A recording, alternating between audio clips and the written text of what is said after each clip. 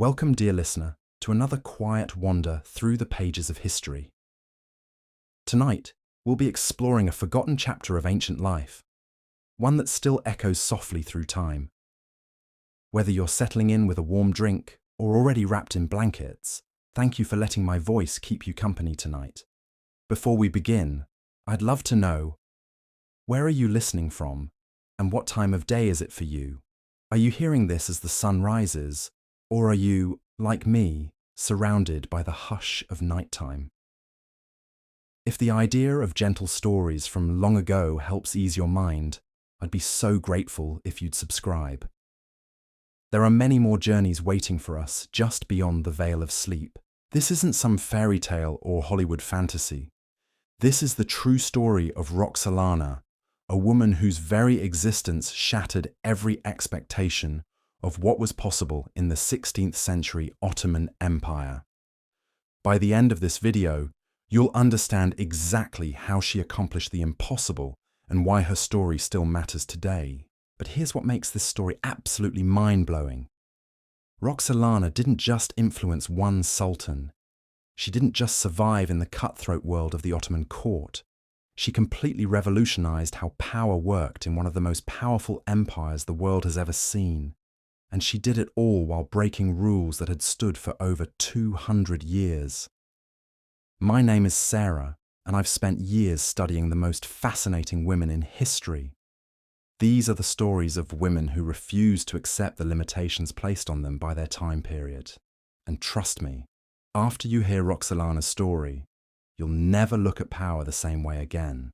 Now, to understand just how extraordinary Roxolana's rise truly was, we need to step back into the world of the Ottoman Empire in the early 1500s. Picture this: an empire that stretched across 3 continents, from the gates of Vienna to the deserts of Arabia, from the Black Sea to North Africa. This wasn't just any kingdom. This was a superpower that made European monarchs tremble. At the heart of this empire sat the Sultan, the ultimate ruler whose word was law. And surrounding him was a world most of us can barely imagine. The Ottoman court wasn't like European royal courts. It operated on completely different principles, with different rules, different hierarchies, and different paths to power. For women, these paths were incredibly limited. The most powerful women in the empire were mothers of princes, and even they had to navigate a system designed to keep them in the shadows. But here's where things get interesting. Within this rigid system, there was one place where a woman could potentially gain influence: the imperial harem. Now, forget everything you think you know about harems from movies or popular culture.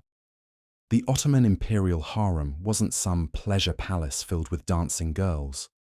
It was actually one of the most sophisticated political institutions in the empire.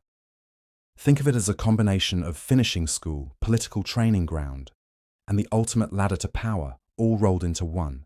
The harem housed hundreds of women, but they weren't all there for the same reasons. Many were slaves, captured during military campaigns, or purchased from markets across the empire. Others were gifts from provincial governors seeking to curry favor with the Sultan. But regardless of how they arrived, once inside those walls, they entered a world with its own rules, its own hierarchy, and its own brutal competition. At the bottom of this hierarchy were the newest arrivals, young women who had to learn everything from scratch. The Ottoman language, Islamic customs, court etiquette, music, poetry, embroidery. They were essentially being transformed from whoever they had been before into potential companions for the most powerful man in the empire. But here's the crucial part. Most of these women would never even meet the Sultan. They would spend their entire lives in the harem, serving those above them in the hierarchy, hoping for a chance that might never come. The few who did catch the Sultan's attention faced even more challenges. Because in the Ottoman system, there was one rule that had never been broken. The Sultan could have many consorts, but he could only have one legal wife. And that wife was always a Muslim noblewoman, never a slave. This system had worked for generations. It kept power distributed among different families, prevented any one woman from gaining too much influence, and maintained the delicate balance that held the empire together. The mothers of princes could gain some power, but their influence was always temporary, always dependent on their sons' success, and always limited by their status as former slaves.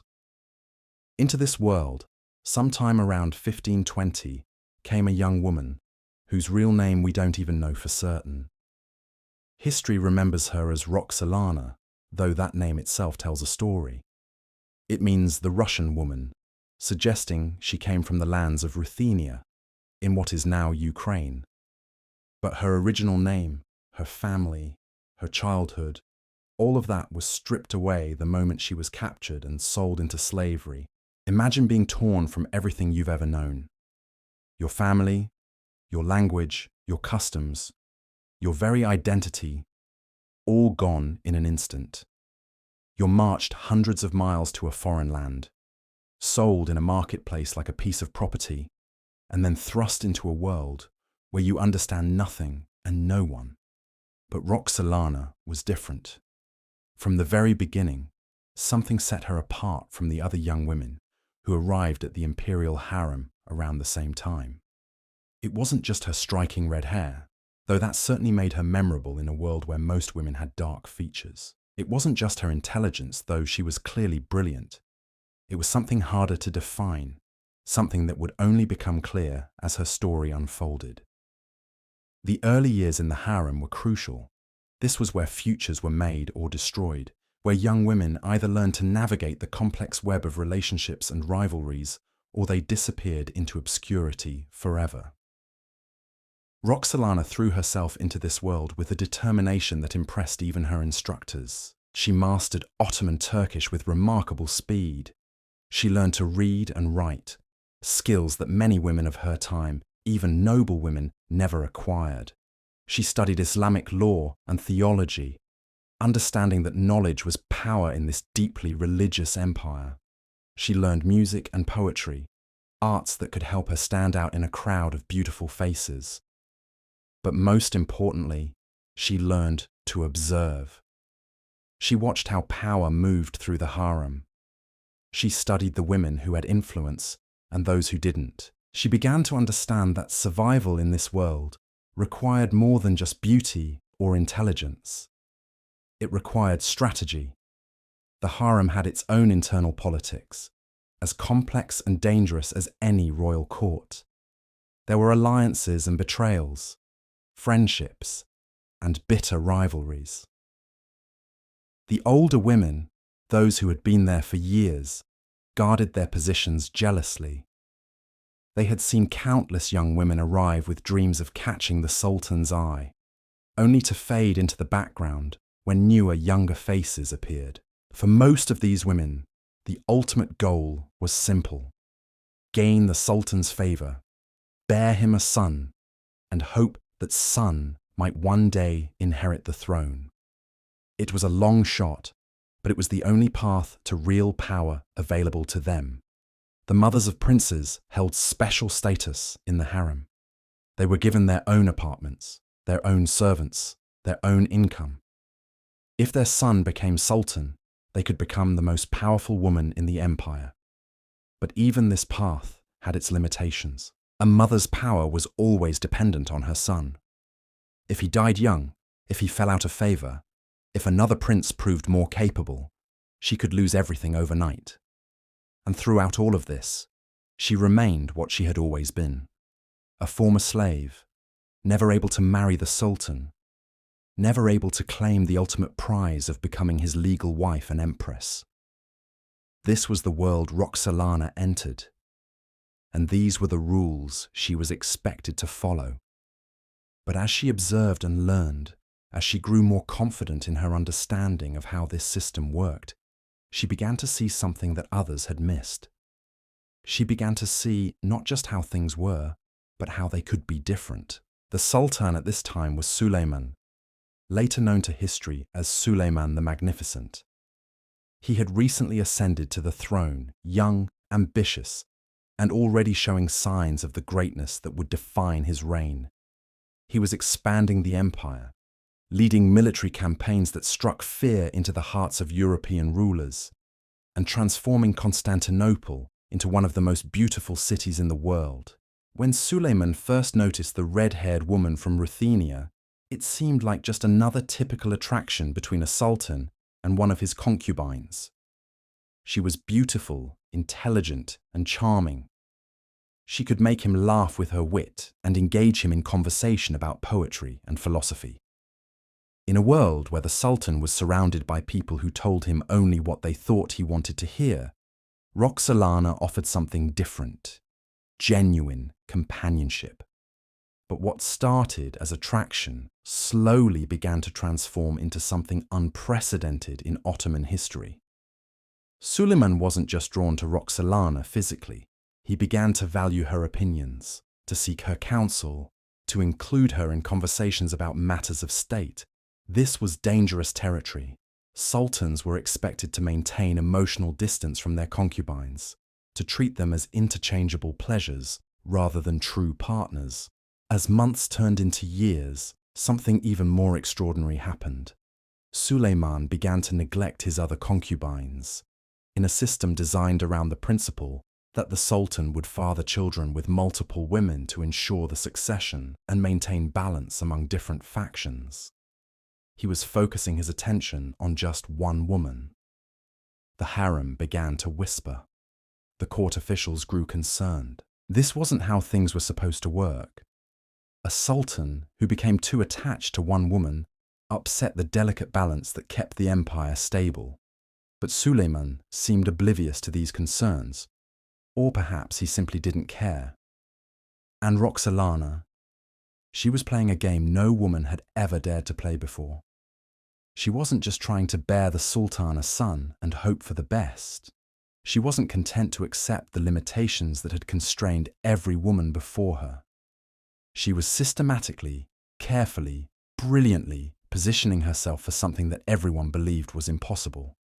The first sign that something unprecedented was happening came when Roxolana gave birth to her first son, Mehmed, in 1521. In the normal course of events, this should have secured her position as one of the Sultan's favoured concubines, but nothing more. She would raise her son, hope he proved capable, and compete with the other mothers of princes for influence. But Roxolana had different plans.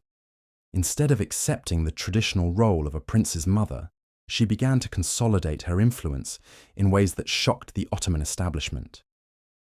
She didn't just focus on her son's education and training. She began to involve herself in court politics, to build relationships with powerful officials, to position herself not just as a mother, but as a political force in her own right. This was revolutionary behavior that went against everything the Ottoman court understood about how power worked.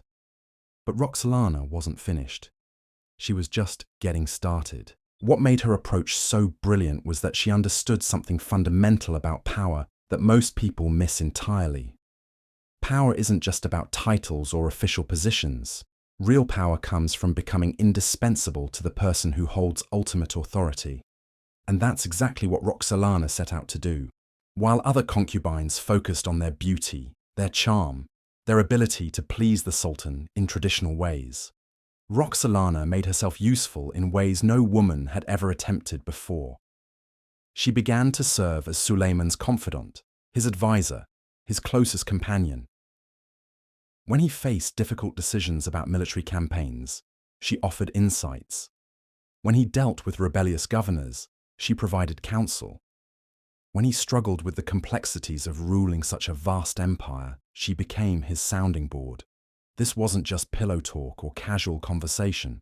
Roxolana was inserting herself into the actual business of running the Ottoman Empire. And the most shocking part, Suleiman was letting her do it. More than that, he was actively seeking her input. But here's where the story takes an even more dramatic turn. In 1526, something happened that sent shockwaves through the entire Ottoman establishment. Roxolana gave birth to another son, Selim. Under normal circumstances, this would have been cause for celebration. Another prince meant another potential heir, another source of strength for the dynasty. But the reaction from the court was anything but celebratory. You see, By this point, Suleiman had been ignoring his other concubines for years. He wasn't just favouring Roxolana, he was treating her like she was his only woman. And now she had given him 2 sons, while other women in the harem remained childless and forgotten. This created a crisis that went to the very heart of how the Ottoman Empire operated. The system depended on balance. Multiple mothers, multiple sons, competition between different factions. It prevented any one family line from gaining too much power and ensured that the strongest, most capable prince would eventually rise to the top. But Suleiman's obsession with Roxolana was destroying that balance. Court officials began to panic. They whispered in corners about the dangerous precedent being set. They worried about what would happen to the empire if the Sultan continued down this path. And then, in 1528, Roxolana did something that proved she wasn't just lucky or beautiful or charming. She did something that demonstrated a level of political sophistication that rivaled the most experienced statesman in the empire. She gave birth to a 3rd son, Bayezid. 3 sons, 3 potential heirs, all from the same mother. This was unprecedented in Ottoman history. But Roxolana wasn't content with just producing heirs. She was already thinking several moves ahead, already planning for a future that no one else could even imagine. While the court buzzed with concern and confusion, Roxolana quietly began to build what can only be described as a political machine. She cultivated relationships with key officials. She placed allies in crucial positions throughout the palace. She created a network of supporters who owed their advancement to her influence. Most importantly, she began to position herself as more than just the mother of princes. She started to present herself as Suleiman's true partner, his equal in all but official title. And here's the truly remarkable part. She was succeeding. By the early 1530s, Roxolana's influence had grown to the point where foreign ambassadors were reporting back to their governments that this former slave girl had become one of the most powerful people in the Ottoman Empire. Venetian diplomats wrote detailed reports about her involvement in state affairs. European courts began to factor her opinions into their diplomatic calculations. But the Ottoman establishment still believed they understood the rules of the game. Yes, Roxolana had gained unusual influence. Yes, she had produced multiple sons for the Sultan. Yes, she had inserted herself into political affairs in ways that were unprecedented for a concubine. But at the end of the day, she was still just a concubine. She was still just a former slave. There were still limits to how far she could rise. They were about to discover just how wrong they were. The turning point came in 1533, and it involved a scandal that rocked the empire to its very foundations. Suleiman's eldest son, Mustafa, was born to another concubine named Mahidevran before Roxolana had even arrived at court. As the firstborn prince, Mustafa was widely expected to inherit the throne. He was talented, charismatic, and popular with both the military and the common people. But Mustafa represented everything that threatened Roxolana's position. If he became sultan, her own sons would likely be eliminated according to Ottoman tradition. The new sultan typically had his brothers executed to prevent civil wars and succession disputes.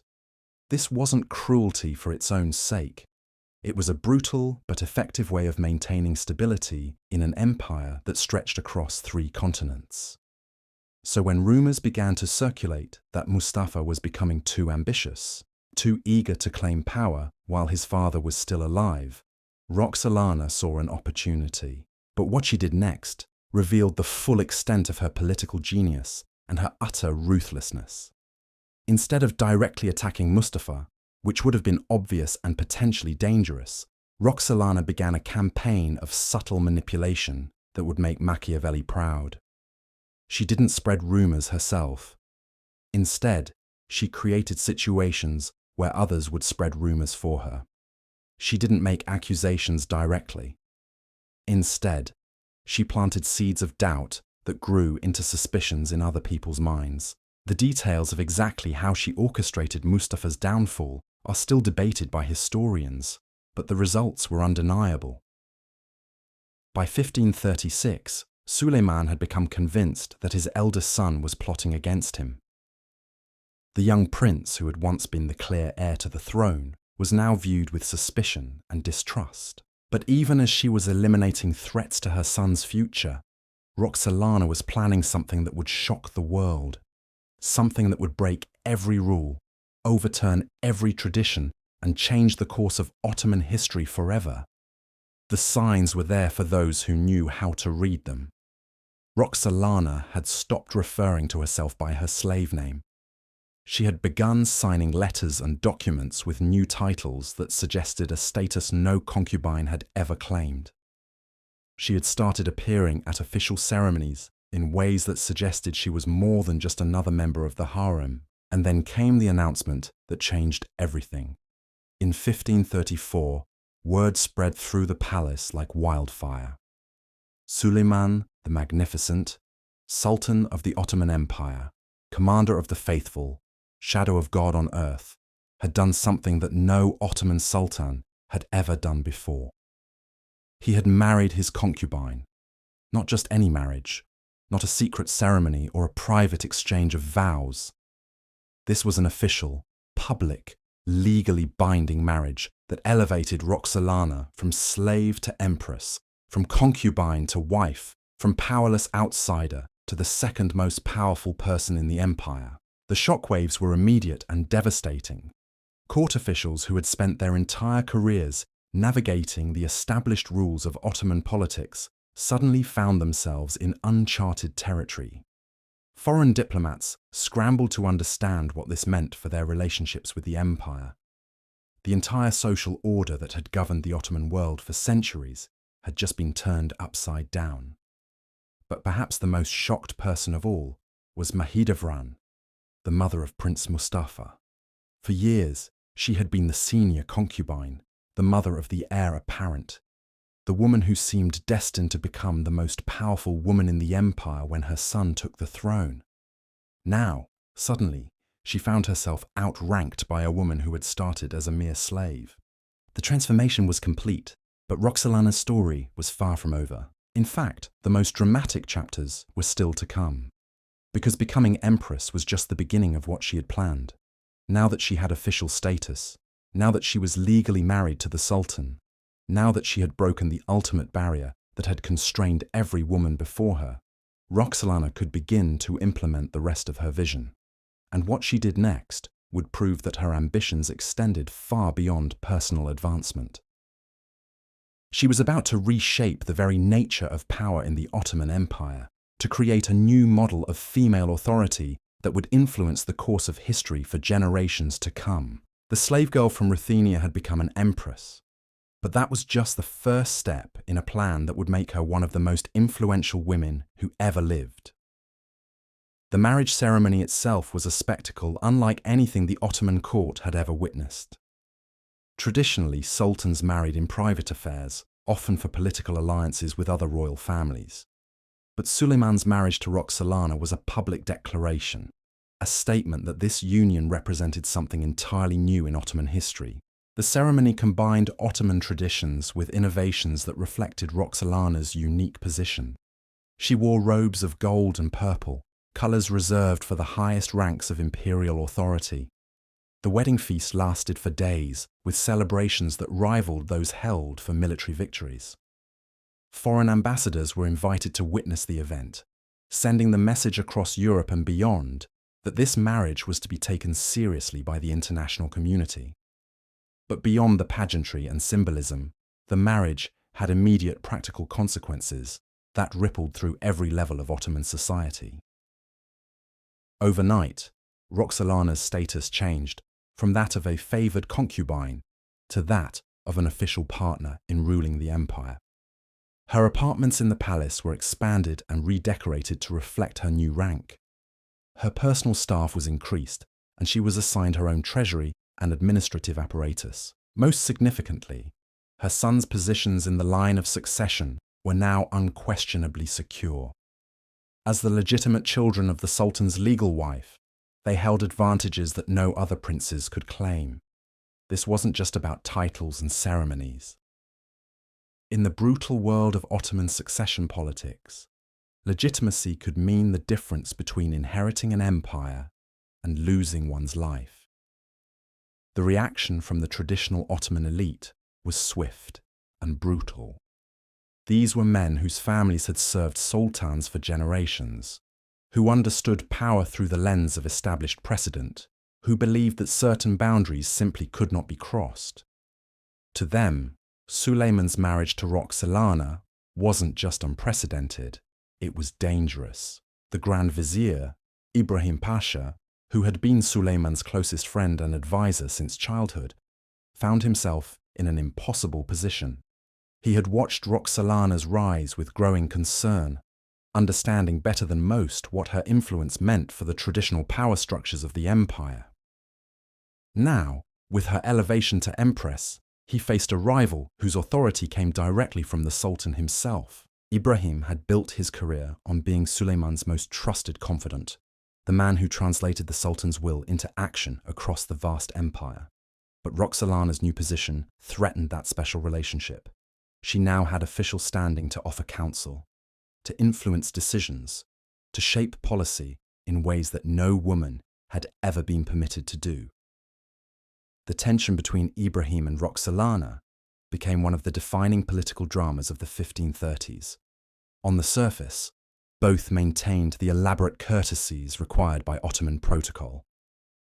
But beneath the formal politeness, a deadly serious struggle was taking place for influence over the Sultan's mind and heart. Ibrahim represented the old way of doing things. He was a product of the Devshirme system, taken as a child from his Christian family, converted to Islam, and raised to serve the Ottoman state with absolute loyalty. He understood empire through military conquest, administrative efficiency, and the careful balance of competing interests that had made Ottoman rule so successful. Roxolana represented something entirely different. She brought a perspective shaped by her experience as an outsider, someone who had seen the empire's power from the bottom up, rather than from within its established hierarchies. Her approach to problems was often more creative, more willing to break with tradition when tradition seemed inadequate to meet new challenges. The conflict came to a head in 1536, when Ibrahim made a fatal miscalculation. Perhaps believing that his long friendship with Suleiman made his position unassailable, perhaps underestimating Roxolana's political skills, he began to openly question some of her influences on imperial policy. He suggested, not entirely subtly, that a sultan should not allow a woman, even his wife, to interfere in matters of state. What Ibrahim failed to understand was that Roxolana had spent years studying how power really worked in the Ottoman system. She knew that direct confrontation was rarely the most effective approach. Instead of arguing with Ibrahim publicly or complaining to Suleiman about his Grand Vizier's attitudes, she did something far more sophisticated. She began to demonstrate her value in ways that made Ibrahim's criticism seem not just wrong, but dangerous to the empire's interests. When diplomatic correspondence arrived from European courts, she helped Suleiman understand the subtle implications that might escape a purely military mind. When reports came in from distant provinces, she offered insights into local conditions that proved remarkably accurate. When complex trade disputes arose, she suggested solutions that satisfied multiple parties while strengthening Ottoman authority. Slowly, methodically, Roxolana made herself indispensable to the actual work of governing the empire. And as she did so, Ibrahim's position began to look less secure. The Grand Vizier, who had once seemed irreplaceable, started to appear like a relic of an earlier era, a man whose understanding of power was too limited for the challenges facing the empire. The end came suddenly. In March 1536, Ibrahim Pasha was found dead in his palace chambers. Officially, he had died in his sleep. Unofficially, everyone understood that he had been executed on Suleiman's orders. The man who had been the Sultan's closest friend, his most trusted advisor, his partner in conquering vast territories and building a magnificent empire, had fallen from grace so completely that he didn't even receive a trial.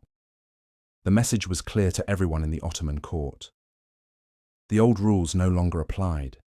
The traditional sources of power and influence had been fundamentally altered. And at the center of this transformation stood Roxolana, the former slave who had just eliminated the most powerful man in the empire after the Sultan himself. But removing Ibrahim was only one part of Roxolana's larger strategy. With the Grand Vizier gone, she moved quickly to consolidate her influence over the imperial administration. She didn't seek official titles for herself. That would have been too radical, even for someone who had already broken so many precedents. Instead, she worked through a network of allies and protégés, men who owed their advancement to her support and who understood that their continued success depended on maintaining her favor. This was political genius of the highest order. By working through others rather than claiming direct authority, Roxolana avoided the appearance of overstepping traditional boundaries while actually expanding her real power far beyond what any woman had ever wielded in Ottoman history. She became the invisible hand that guided imperial policy, the voice that whispered in the Sultan's ear, the mind that shaped decisions affecting millions of people across 3 continents. Her influence extended into every aspect of imperial governance. When new governors were appointed to distant provinces, her opinion carried weight in the selection process. When trade agreements were negotiated with foreign merchants, her insights helped shape the terms. When military campaigns were planned, her strategic thinking contributed to the overall approach. But perhaps most importantly, Roxolana began to use her position to advance a broader vision of what the Ottoman Empire could become. She understood that the empire's greatest strength lay not just in its military might, but in its ability to incorporate diverse peoples and cultures into a unified whole. Her own rise from captured slave to Empress embodied this principle, and she worked to extend similar opportunities to others. She became a patron of architecture, commissioning mosques, hospitals, and schools that served communities throughout the empire. These weren't just acts of piety or charity. They were strategic investments in the empire's social fabric, ways of strengthening the bonds between ruler and ruled that made Ottoman authority more stable and more legitimate. Her most ambitious architectural project was a magnificent mosque complex in Constantinople that bore her name. The Haseki Sultan Mosque wasn't just a place of worship, it was a statement about her permanent place in Ottoman history, a declaration that her influence would outlast her own lifetime. But even as she consolidated her power and implemented her vision for the empire, Roxolana never forgot the ultimate goal that had driven her from the beginning, securing the succession for her sons. The elimination of Ibrahim Pasha had removed one obstacle, but the greatest threat to her children's future remained Prince Mustafa, Suleiman's eldest son by another woman. Mustafa had grown into everything a future sultan should be. He was intelligent, charismatic, and popular with the military. He had proven himself in battle, demonstrated skill in administration, and earned respect from both Ottoman elites and common people. In any normal succession, he would have been the obvious choice to inherit the throne, but these weren't normal circumstances. Mustafa represented not just a threat to Roxolana's sons, but a challenge to everything she had built. If he became sultan, he would likely return to traditional ways of governing, rolling back the innovations and changes that had elevated women's influence in the imperial system. More immediately, Ottoman tradition dictated that when a new sultan took power, he would eliminate potential rivals by having his brothers executed. This wasn't personal cruelty. It was seen as a necessary measure to prevent civil wars that could tear the empire apart. But it meant that if Mustafa inherited the throne, Roxolana's sons would face certain death. So Roxolana began to plan the most dangerous and delicate operation of her career. She needed to eliminate Mustafa without appearing to be behind his downfall. She needed to convince Suleiman that his eldest son posed a threat to imperial stability, and she needed to do it all while maintaining her image as a loyal wife and devoted mother. The campaign against Mustafa unfolded over several years, a masterpiece of psychological manipulation that demonstrated Roxolana's complete mastery of Ottoman court politics. She didn't spread rumors herself. That would have been too obvious and potentially dangerous. Instead, she created situations where others would draw the conclusions she wanted them to reach. She arranged for certain information to reach Suleiman at particular moments, always through intermediaries who had no apparent connection to her. She ensured that reports of Mustafa's popularity with the military were presented in ways that emphasized potential disloyalty rather than admirable leadership. She helped shape the Sultan's interpretation of his son's actions, turning signs of capability into evidence of dangerous ambition. The psychological pressure on Suleiman must have been enormous. On one hand, he loved his eldest son and had groomed him for leadership. On the other hand, Ottoman history was filled with examples of princes who had rebelled against their fathers, causing devastating civil wars that weakened the empire for generations. Roxolana understood this internal conflict and exploited it with surgical precision. She never directly accused Mustafa of treachery. Instead, she expressed concern for Suleiman's safety, worry about the empire's stability, fear that enemies might try to manipulate the prince's legitimate ambitions for their own purposes. By 1553, the psychological campaign had achieved its desired effect.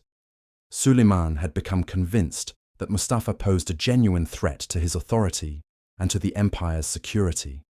The decision, when it came, was swift and brutal. During a military campaign, Suleiman summoned his eldest son to his tent and had him strangled by deaf-mute executioners. The execution of Mustafa sent shockwaves throughout the empire. He had been widely seen as the most capable of Suleiman's sons, the prince most likely to maintain Ottoman greatness into the next generation. His death eliminated the most obvious heir and left the succession wide open. But for Roxolana, Mustafa's elimination was both a triumph and the beginning of a new challenge. With the greatest threat to her sons removed, she now had to ensure that one of them would actually inherit the throne. This meant navigating the complex dynamics between her remaining children and positioning the right son to succeed his father. Her eldest son, Mehmed, had been the obvious choice. He was intelligent, well-educated, and had shown promise in administrative roles. But in 1543, tragedy struck when Mehmed died suddenly, probably from illness. The loss was devastating for Roxolana personally and created new uncertainty about the succession. This left her with two surviving sons, Selim and Bayezid. Both were capable, but they represented very different approaches to leadership and very different visions for the empire's future. Selim was more traditional in his outlook, focused on maintaining established practices and avoiding unnecessary risks. Bayezid was more innovative, more willing to experiment with new ideas and approaches. Under normal circumstances, the two brothers might have competed for their father's favor in relatively peaceful ways, allowing Suleiman to choose his successor based on demonstrated merit. But the elimination of Mustafa had created a precedent that made such peaceful competition impossible. Both Selim and Bayezid understood that only one of them would survive to become sultan. The rivalry between Roxolana's surviving sons became the defining political drama of the 1550s. Both brothers built their own networks of supporters, developed their own approaches to key issues, and sought to position themselves as the most worthy heir to their father's throne. Roxolana found herself in an impossible position. As a mother, she loved both sons equally and wanted them both to succeed. As a political strategist, she understood that only one could survive and that her choice would determine not just the empire's future leadership, but the fate of her family line. The competition between Selim and Bayezid played out across the empire, with each brother serving as governor of different provinces and demonstrating their capabilities in real-world situations. Bayezid proved himself an effective military commander and a capable administrator, earning respect from soldiers and civilians alike.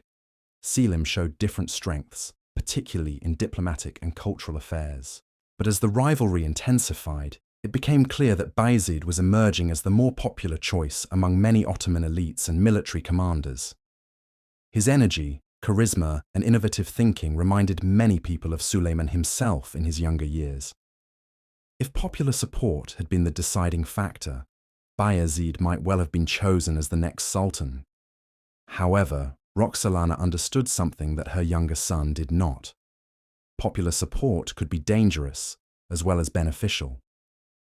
A prince who was too popular, too independent, too willing to challenge established authority might be seen as a threat even by his own father. The fate of Mustafa served as a constant reminder of what could happen to sons who appeared too ambitious. Selim, by contrast, represented stability and continuity. He was capable without being threatening, competent without being revolutionary. From Suleiman's perspective, he might have seemed like a safer choice for maintaining imperial unity and avoiding the kind of succession crisis that had destroyed other empires. The final confrontation between the two brothers came in 1559, when their rivalry erupted into open civil war. Bayezid, perhaps sensing that his father was leaning towards Selim, decided to force the issue by rebelling against imperial authority. It was a desperate gamble that ultimately proved fatal. Suleiman sided with Selim, providing him with military support to crush his brother's rebellion. Bayezid fled to Persia seeking refuge, but even there, he wasn't safe.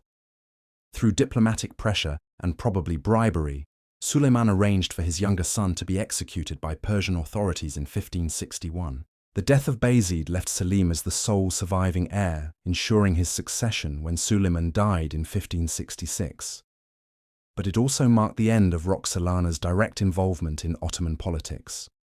She had died in 1558, just 1 year before the final confrontation between her sons, missing the resolution of the succession crisis that had defined the last decades of her life. Yet even in death, Roxolana's influence continued to shape the empire she had helped transform. The precedents she had established, the changes she had implemented, the new model of female authority she had created, all of these would outlast her own lifetime and continue to influence Ottoman politics for generations to come. Her death marked the end of an era, but it was also the beginning of a new chapter in Ottoman history. The empire that Selim inherited was fundamentally different from the one that had existed when his mother first arrived as a young slave. Power worked differently, women's roles had expanded, and the very nature of imperial authority had been transformed. The transformation wasn't just about one remarkable woman's rise to power. It represented a broader evolution in how the Ottoman Empire understood itself and its place in the world.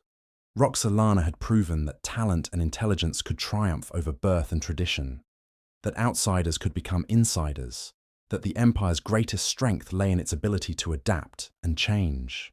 But her story also revealed the costs of such dramatic transformation. The elimination of Mustafa and Bayezid, the destruction of Ibrahim Pasha, the upheaval of traditional power structures, all of these came with human consequences that were both tragic and profound. Looking back at Roxolana's extraordinary journey, it becomes clear that her impact extended far beyond the immediate political changes she engineered. The woman who had arrived as a nameless slave had fundamentally altered the DNA of one of history's most powerful empires. But understanding the full scope of her legacy requires examining not just what she accomplished, but how she accomplished it, and what it meant for the countless people whose lives were touched by her influence. The Ottoman Empire that emerged from Roxolana's era was a dramatically different entity from the one she had entered decades earlier. The rigid hierarchies that had once seemed unbreakable had been proven flexible. The assumption that certain positions of power were permanently closed to certain types of people had been shattered. The very concept of who could wield influence and how they could use it had been revolutionized. Consider the ripple effects of her architectural patronage alone. When Roxolana commissioned the construction of mosques, hospitals and schools throughout the empire, She wasn't just engaging in charitable work or religious devotion. She was creating a physical legacy that would serve communities for centuries, while simultaneously establishing a model for how powerful women could use their resources to shape society. Her Haseki Sultan Mosque in Constantinople became more than just a place of worship. It served as a symbol of female authority, a reminder to future generations that women could leave permanent marks on the empire's landscape. The hospital she built provided medical care to thousands of people who might otherwise have gone without treatment. The schools she funded educated children whose families could never have afforded such opportunities. But perhaps more significantly, these projects established precedents that other powerful women would follow. Roxolana had created a template for how female influence could be channeled into lasting social benefits. The wives and mothers of future sultans would look to her example when seeking ways to use their positions for public good. The diplomatic sphere also felt Roxolana's lasting influence. Her correspondence with foreign rulers had broken new ground in international relations. When she exchanged letters with Catherine de' Medici of France, or engaged in diplomatic communications with Polish nobles, she was establishing the principle that Ottoman women could serve as legitimate representatives of imperial authority in dealings with other powers. These weren't casual social exchanges between royal ladies. Roxolana's letters dealt with matters of trade, military alliances, and territorial disputes. European courts began to understand that ignoring the Ottoman Empress meant potentially missing crucial information about imperial policy and decision-making. Her diplomatic activities also created new channels of communication that proved valuable during times of crisis. When military conflicts arose between the Ottoman Empire and European powers, the relationships Roxolana had built provided alternative paths for negotiation and conflict resolution. Her network of international contacts became a resource that successive generations of Ottoman leaders could draw upon. The transformation of the imperial harem itself represented another crucial aspect of Roxolana's legacy. The institution she had encountered as a young woman had been primarily focused on producing heirs and providing companionship for the Sultan. Under her influence, it evolved into something resembling a center of political education and cultural refinement. Women entering the harem during and after Roxolana's era found expanded opportunities for intellectual development. The emphasis on literacy, language skills, and cultural knowledge that she had promoted created a generation of remarkably educated women who could contribute meaningfully to imperial governance, even if they never achieved her level of direct political influence. The harem's role as a training ground for future administrators and diplomats became more pronounced. Young women learned not just traditional feminine arts, but also statecraft, economics, and international relations. Some would go on to serve as advisors to provincial governors. Others would manage vast estates and commercial enterprises. Still, others would serve as informal ambassadors, using their cultural connections to facilitate trade and diplomatic relations. This evolution had profound implications for Ottoman society as a whole. When educated, capable women were given meaningful roles in governance and administration. The empire gained access to a vast reservoir of human talent that had previously been underutilized. The economic and administrative benefits of this change would compound over generations. The legal precedents established by Roxolana's marriage also created new possibilities for future generations of Ottoman women. While few would achieve her level of influence, the principle that a sultan could legally marry a woman regardless of her origins opened doors that had previously been sealed shut. Subsequent sultans would occasionally follow Suleiman's example, elevating favored concubines to the status of legal wives. While none of these women would match Roxolana's political achievements, their elevated status provided them with security and influence that would have been impossible under the old system. More broadly, Roxolana's rise demonstrated that social mobility within the Ottoman system was more flexible than many had assumed.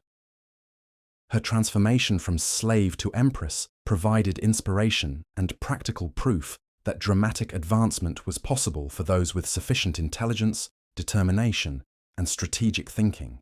This message resonated throughout Ottoman society, encouraging ambition and innovation among people who might otherwise have accepted limited prospects. The empire's famous meritocratic tendencies, which had always existed to some degree, became more pronounced as Roxolana's example showed just how far talent could take someone regardless of their origins. The cultural impact of her story extended even beyond the Ottoman Empire's borders. European observers who had initially dismissed her as merely another royal mistress gradually came to understand that they were witnessing something unprecedented in the history of female power. Her story became a subject of fascination in courts across Europe, inspiring both admiration and concern. Some European noblewomen looked to Roxolana's example as proof that women could wield significant political influence when given the opportunity. They began to push for expanded roles in their own societies, citing the Ottoman Empress as evidence that female governance could be both effective and beneficial. Others, particularly male courtiers and administrators, viewed her rise with alarm. If a former slave could achieve such power in the Ottoman system, what did that suggest about the stability of traditional hierarchies elsewhere? Roxolana's success forced European elites to confront uncomfortable questions about their own assumptions regarding gender, class, and political authority. The religious dimensions of her influence also had lasting consequences. As a Christian who had converted to Islam, Roxolana embodied the Ottoman Empire's complex relationship with religious diversity. Her success demonstrated that conversion could lead to full integration into Ottoman society, even at its highest levels. This example encouraged other converts to pursue advancement within the imperial system. It also reinforced the empire's appeal to talented individuals from diverse backgrounds who might find opportunities in Ottoman service that were unavailable in their societies of origin. At the same time, Roxolana's patronage of Islamic institutions and her visible piety helped legitimize her authority among traditional Muslims who might otherwise have questioned the appropriateness of such extensive female influence. By demonstrating her commitment to Islamic values and practices, she made her political activities more acceptable to conservative elements within Ottoman society. The educational initiatives she supported also had far-reaching effects. The schools she funded didn't just serve immediate communities. They became models for educational institutions throughout the empire. Her emphasis on combining traditional Islamic learning with practical skills created a template that influenced Ottoman educational policy for generations.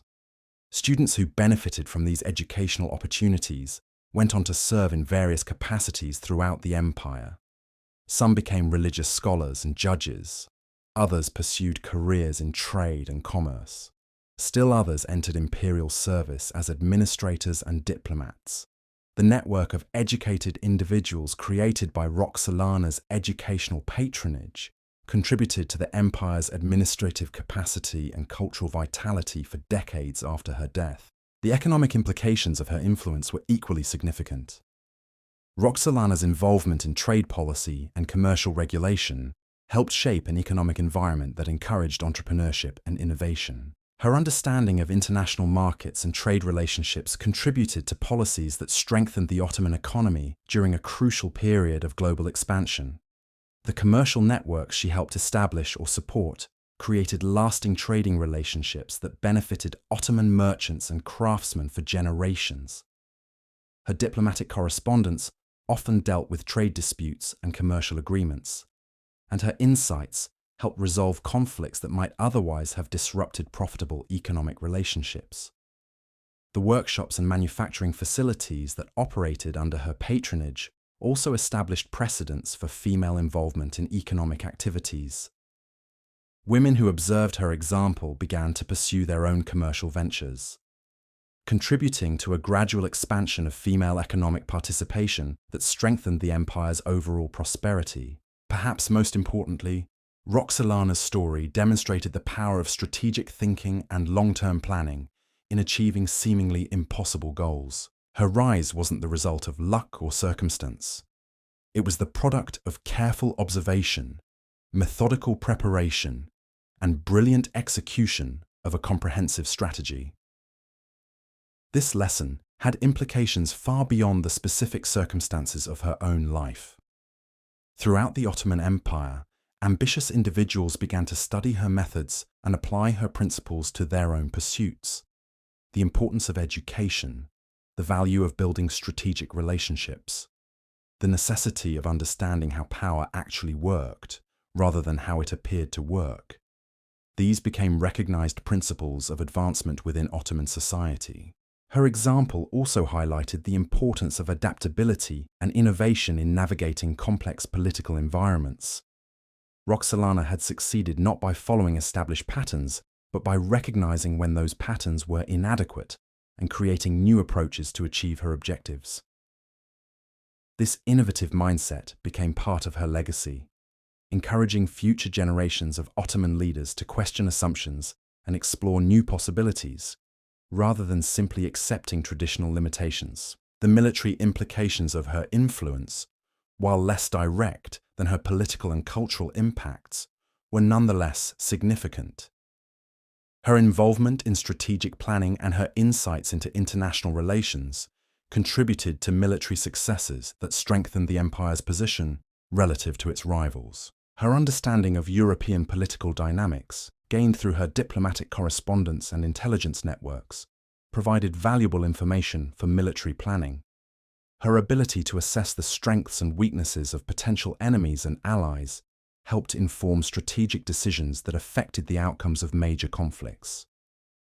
The intelligence networks she had helped establish continued to provide valuable information long after her death. The relationships she had built with informants and allies throughout Europe created sources of information that successive Ottoman leaders could draw upon when planning military campaigns or diplomatic initiatives. Her influence on military policy also extended to questions of resource allocation and strategic priorities. Her understanding of economic factors and their relationship to military capability helped shape decisions about where to focus the empire's military resources for maximum effectiveness. The technological and scientific advances that occurred during her era also benefited from her support and patronage.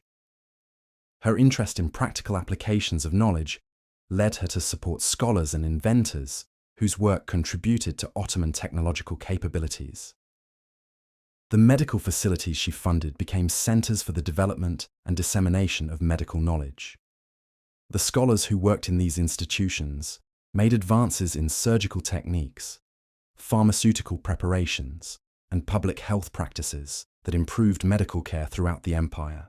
Her support for architectural projects also encouraged innovation in construction techniques and engineering practices. The buildings constructed under her patronage incorporated new technologies and design principles that influenced subsequent architectural developments throughout the Ottoman territories. The agricultural improvements that occurred during this period also reflected her influence. Her understanding of economic relationships and resource management contributed to policies that encouraged agricultural productivity and food security. The legal and administrative precedents established during Roxolana's era continued to influence Ottoman governance long after her death. The expansion of women's legal rights and administrative roles that had occurred under her influence created a foundation for further developments in subsequent generations. The principle that talent and capability should take precedence over birth and traditional status became more firmly established in Ottoman administrative practice. This meritocratic approach helped ensure that the empire continued to attract and promote capable individuals, regardless of their backgrounds. The diplomatic protocols and procedures that had evolved to accommodate her unique position became standard practices for dealing with other powerful women within the imperial system. Future empresses and princess mothers found themselves operating within frameworks that Roxolana had helped establish. But perhaps the most profound aspect of her legacy was the way she had expanded the very concept of what was possible for women in positions of power. Before Roxolana, female influence in the Ottoman system had been largely indirect and temporary. After her, it became clear that women could wield direct, sustained, and transformative political authority. This shift in understanding had implications that extended far beyond the Ottoman Empire. Her example provided inspiration and practical guidance for women throughout the Islamic world and beyond, who sought to expand their own spheres of influence and authority. The model of female leadership she had created, combining intelligence, strategic thinking, cultural sensitivity, and unwavering determination, became a template that influenced women's approaches to power for centuries to come. Yet for all her achievements and lasting influence, Roxolana remained a figure of profound complexity and contradiction. The same qualities that enabled her remarkable rise also led to actions that cost lives and disrupted established relationships. The strategic brilliance that allowed her to outmaneuver powerful enemies also required a level of ruthlessness that modern observers might find difficult to accept. Her legacy forces us to grapple with fundamental questions about power, ambition, and the prices we're willing to pay for transformative change. She achieved the impossible, but at costs that were both personal and political, both immediate and long-lasting. The empire she helped shape would continue to evolve and adapt long after her death, facing new challenges and opportunities that she could never have anticipated. But the principles she had established, the importance of merit over birth, the value of strategic thinking, the power of education and cultural development, would continue to influence Ottoman approaches to these challenges. Her story reminds us that history's most significant transformations often emerge from the most unlikely sources. The young woman captured and enslaved in a distant province could never have imagined that she would one day reshape the political landscape of one of history's greatest empires. But she possessed qualities: intelligence, determination, adaptability, and vision that enabled her to recognize opportunities others missed and to act on those opportunities with remarkable effectiveness. In the end, Roxolana's legacy isn't just about one woman's extraordinary rise to power, it's about the broader human capacity for transformation, the potential for individuals to transcend the limitations imposed by their circumstances, and the ways in which personal ambition can align with historical necessity to create lasting change. Her story continues to resonate today because it addresses timeless questions about power, identity, and possibility that remain as relevant now as they were in the 16th century. She showed us what can happen when exceptional individuals refuse to accept the limitations others try to impose on them. The slave who became an empress, the outsider who transformed an empire, the woman who rewrote the rules of power itself. Roxolana's story stands as testament to the extraordinary potential that lies within ordinary circumstances, waiting for the right combination of opportunity, preparation, and courage to transform the world. The transformation Roxolana had achieved was extraordinary, but it came with consequences that would echo through Ottoman history for generations. By the time of her death in 1558, she had fundamentally altered not just her own position, but the entire structure of how power operated within the empire. The ripple effects of her innovations would touch every aspect of Ottoman society, from the highest levels of government to the daily lives of ordinary citizens across 3 continents. Her death itself marked a crucial turning point. For decades, she had been the invisible hand guiding imperial policy, the voice that shaped Suleiman's decisions, the strategic mind that had eliminated threats and consolidated power.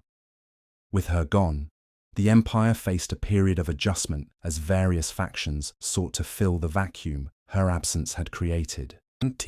Suleiman, now in his 70s, found himself ruling without the partner who had been his closest advisor for nearly 4 decades. The Sultan, who had once been known for his decisive leadership, began to show signs of the isolation that came with absolute power. Without Roxolana's counsel, his decision-making became more erratic, his judgment less sure. The impact was felt immediately in the imperial administration. Officials who had grown accustomed to navigating Roxolana's influence suddenly found themselves operating in an environment where the old certainties no longer applied. Some attempted to maintain the policies and approaches she had favoured, hoping to preserve their positions by demonstrating loyalty to her memory. Others saw her death as an opportunity to reverse changes they had opposed but been powerless to challenge while she lived. The harem itself underwent a particularly dramatic transformation. For decades, it had operated under Roxolana's direct influence, with her allies in key positions and her vision shaping its culture and priorities. Her death created a power vacuum that various factions rushed to fill, leading to internal conflicts that occasionally spilled over into broader court politics. The women who had served under Roxolana found themselves in precarious positions. Those who had been closest to her faced suspicion from rivals who had been waiting for an opportunity to challenge their authority. The educational and cultural programs she had established came under scrutiny from traditionalists who had never been comfortable with the expanded roles women had assumed under her influence. Yet even in death, Roxolana's legacy proved remarkably resilient. The precedents she had established were too firmly entrenched to be easily overturned. The legal status of imperial wives, the involvement of women in diplomatic correspondence, the patronage of architectural and educational projects, all of these innovations had become part of the Ottoman system in ways that survived their creators' passing. Perhaps most importantly, her example continued to inspire women throughout the empire who had witnessed her rise and understood what it meant for their own possibilities. Young women entering the harem brought with them knowledge of what Roxolana had achieved, and they applied the lessons of her success to their own circumstances. Consider the story of Safiye Sultan, who entered the imperial harem just as Roxolana's influence was reaching its peak. As a young woman, Safiye had observed the former slave's methods, studying how she built alliances, eliminated rivals, and positioned herself as an indispensable advisor to the Sultan. When Safiye's own son became Sultan years later, she applied these lessons to establish her own powerful position as Valide Sultan, the mother of the reigning monarch. Safiye's success demonstrated that Roxolana's achievements weren't merely the result of unique circumstances or exceptional personal qualities. They represented a new model of female authority that could be learned, adapted, and applied by others who possessed the intelligence and determination to follow her example. The architectural legacy Roxolana left behind also continued to shape Ottoman society long after her death. Her mosque complex in Constantinople became a pilgrimage site for women seeking inspiration and guidance. The hospitals she had built continued to provide medical care, while the schools she had funded educated thousands of children who might otherwise have remained illiterate. But perhaps more significantly, these buildings served as permanent reminders of what a woman could accomplish when given the opportunity and resources to pursue her vision. They challenged assumptions about female capability and authority in ways that no amount of theoretical argument could match. The diplomatic relationships Roxolana had cultivated also proved to have lasting value. The network of contacts she had built throughout Europe continued to provide useful intelligence and diplomatic options for Ottoman leaders dealing with international crises. Her correspondence had established protocols for female involvement in international relations that subsequent generations of Ottoman women would build upon. The economic policies she had influenced created lasting changes in how the empire approached trade and commercial development. The emphasis on supporting local industries, encouraging technological innovation, and maintaining positive relationships with international trading partners became established features of Ottoman economic strategy. These policies contributed to a period of sustained prosperity that helped fund the empire's continued expansion and cultural development. The workshops and manufacturing facilities that had operated under her patronage became models for similar enterprises throughout Ottoman territories.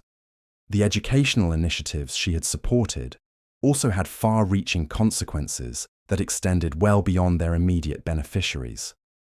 The scholars and administrators who had received their training in institutions she had funded went on to serve throughout the empire, carrying with them approaches to learning and governance that reflected her influence. These individuals became agents of change in their own right, applying the principles they had learned to new challenges and opportunities.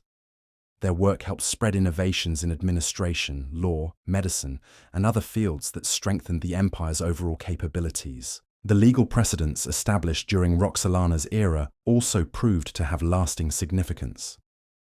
The expansion of women's rights and opportunities that had occurred under her influence created a foundation for further developments in subsequent generations.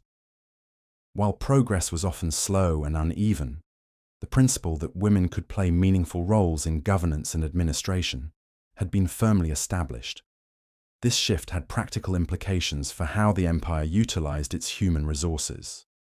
By recognizing and developing female talent, Ottoman society gained access to capabilities and perspectives that had previously been overlooked or suppressed.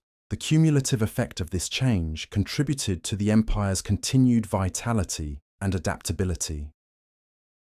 The military implications of her influence also extended beyond her lifetime.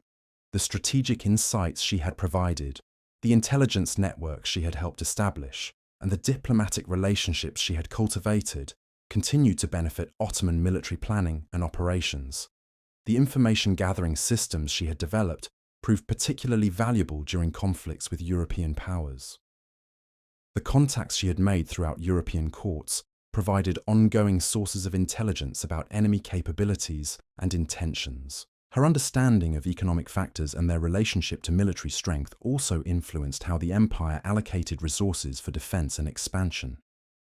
The principles she had helped establish regarding the importance of maintaining strong economic foundations for military operations became standard elements of Ottoman strategic thinking.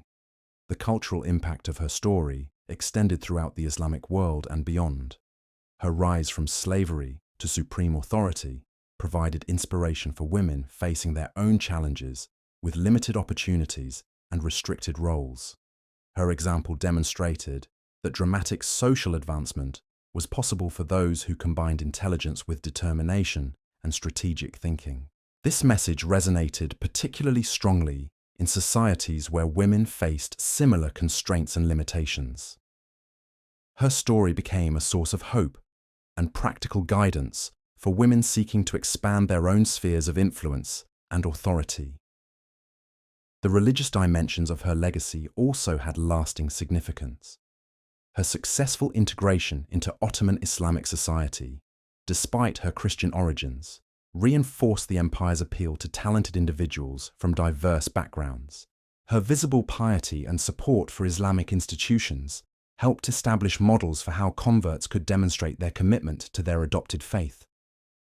This example encouraged other converts to pursue advancement within the imperial system, while also reassuring traditional Muslims about the loyalty and dedication of those who had joined their community from other religious backgrounds. The technological and scientific advances that had occurred under her patronage also continued to benefit Ottoman society. The medical knowledge developed in institutions she had funded spread throughout the empire, improving healthcare and extending life expectancy for thousands of people. The architectural innovations pioneered in her building projects influenced construction techniques and design principles that were applied to subsequent projects throughout Ottoman territories. These advances contributed to the empire's reputation for architectural excellence and engineering sophistication. The agricultural improvements that had been implemented during her era also had lasting effects on food security and economic stability. The policies she had helped develop regarding land use, crop selection, and rural development became standard practices that supported population growth and urban expansion. But perhaps the most profound aspect of her legacy was the way she had expanded the very concept of what was possible within the Ottoman system. Before Roxolana, social mobility had been limited by assumptions about the fixed nature of social hierarchies and the permanent character of status distinctions. Her rise demonstrated that these assumptions were not immutable laws, but social constructions that could be challenged and changed by individuals with sufficient capability and determination. This revelation had implications that extended far beyond questions of female authority to encompass broader issues of merit, opportunity, and social justice. The empire that emerged from the Roxolana era was more dynamic, more meritocratic, and more responsive to individual talent regardless of its origins. These qualities contributed to Ottoman resilience and adaptability in the face of changing circumstances and new challenges. The administrative reforms that had been implemented under her influence created more efficient and effective governance structures. The emphasis on education and cultural development that she had promoted strengthened the empire's intellectual foundations. The diplomatic innovations she had pioneered improved the empire's relationships with other powers. All of these changes contributed to a period of continued Ottoman strength and expansion that lasted well into the 17th century. The empire that Roxolana had helped reshape proved capable of adapting to new technologies, new forms of warfare, and new economic realities in ways that demonstrated the lasting value of her contributions. Yet her legacy also included shadows and complexities that remind us of the costs associated with dramatic political transformation, the elimination of rivals, the disruption of traditional relationships, the concentration of power in new hands. All of these changes came with human consequences that were both immediate and long-lasting. The sons who died in succession struggles, the officials who lost their positions and influence, the families who saw their traditional privileges diminished. These individuals paid prices for transformations they had not chosen and might not have supported. These costs raise important questions about the relationship between individual ambition and collective welfare, between innovation and stability, between the pursuit of power and the responsibilities that come with its exercise. Roxolana's story forces us to confront the reality that even positive historical changes often involve tragic elements, that progress frequently comes at prices paid by those who had no voice in determining whether such progress was worth its costs. At the same time, her achievements remind us of the extraordinary potential that can be unleashed when artificial barriers to advancement are removed, when talent is recognized and developed regardless of its origins, when individuals are given opportunities to contribute their full capabilities to collective endeavors. The Ottoman Empire that benefited from her contributions was stronger, more prosperous, and more culturally vibrant than it would have been without her influence. The millions of people who lived under Ottoman rule experienced better governance, expanded opportunities, and greater security because of changes she had helped implement. The educational institutions she had supported educated thousands of children who used their learning to improve their own lives and contribute to their communities. The medical facilities she had funded saved countless lives and reduced suffering throughout the empire. The architectural projects she had commissioned provided spaces for worship, learning, and healing that served their communities for centuries. These concrete benefits must be weighed against the costs and complexities of her rise to power. The full assessment of her legacy requires acknowledging both the remarkable achievements and the troubling methods, both the lasting benefits and the immediate costs. Her story also illuminates broader themes about the nature of historical change and the role of exceptional individuals in shaping the course of events. She was undoubtedly a person of extraordinary capability who made choices that had far-reaching consequences for millions of people. Yet, her success also depended on circumstances beyond her control, on opportunities that arose from the particular configuration of political, social, and economic forces that characterized her era. Her achievements were both the result of her individual qualities and the product of historical conditions that made such achievements possible. This interplay between individual agency and historical circumstance is one of the most fascinating aspects of her story. She succeeded because she possessed remarkable qualities, but also because she lived at a time and in a place where those qualities could be applied effectively to achieve transformative results. The lessons of her experience remain relevant today, not because our circumstances exactly parallel those of the 16th century Ottoman Empire, but because the fundamental challenges of recognizing talent overcoming artificial barriers, and creating opportunities for advancement continue to shape our own societies. Her example reminds us that dramatic change is possible, that individuals can transcend the limitations imposed by their circumstances, that systems which appear rigid and unchangeable can be transformed by those who understand how they actually work and possess the courage to act on that understanding.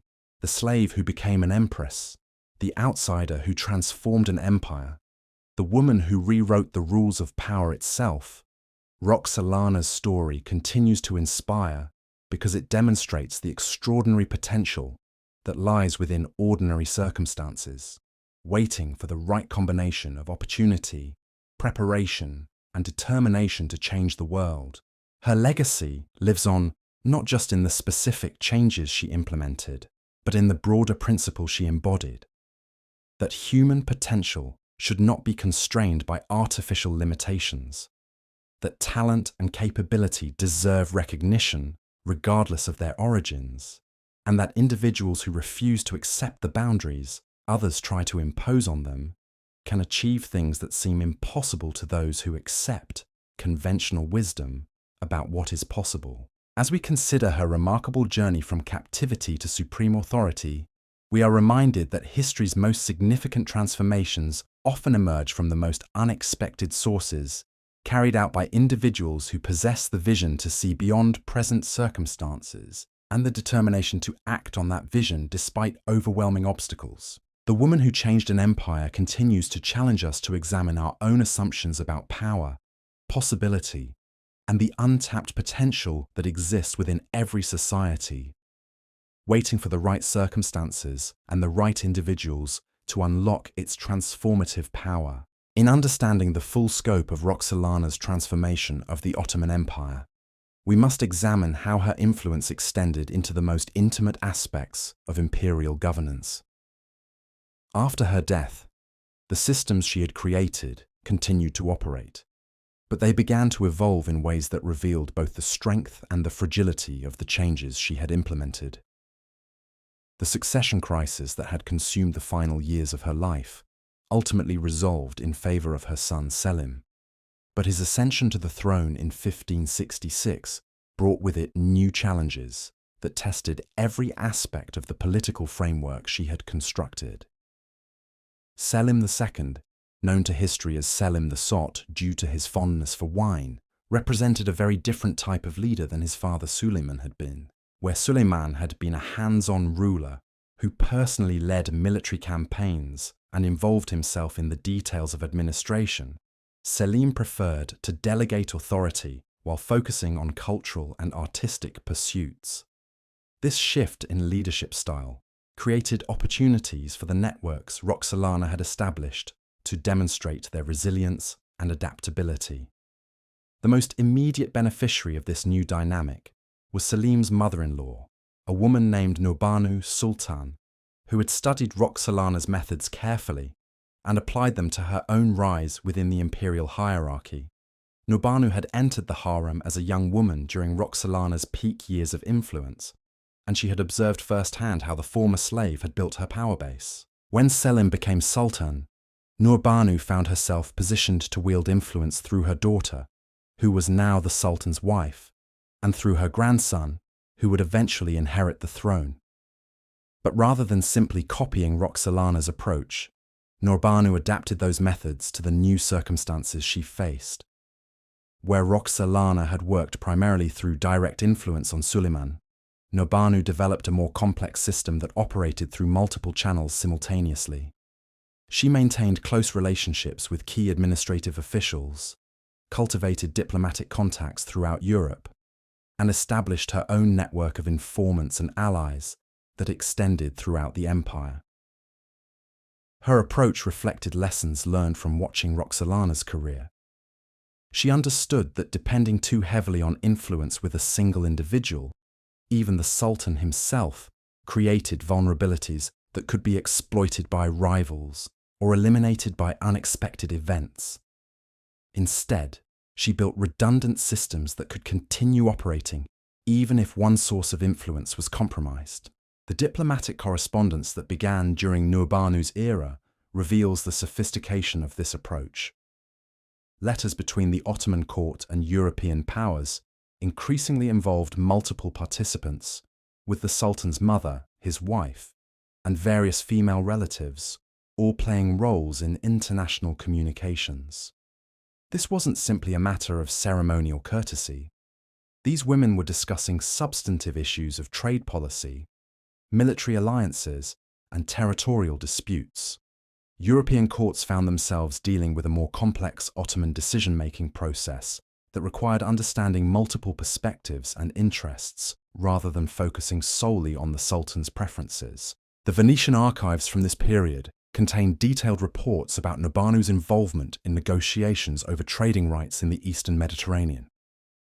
Venetian ambassadors noted that successful completion of these agreements required securing her support as well as formal approval from the Sultan and his administrative council.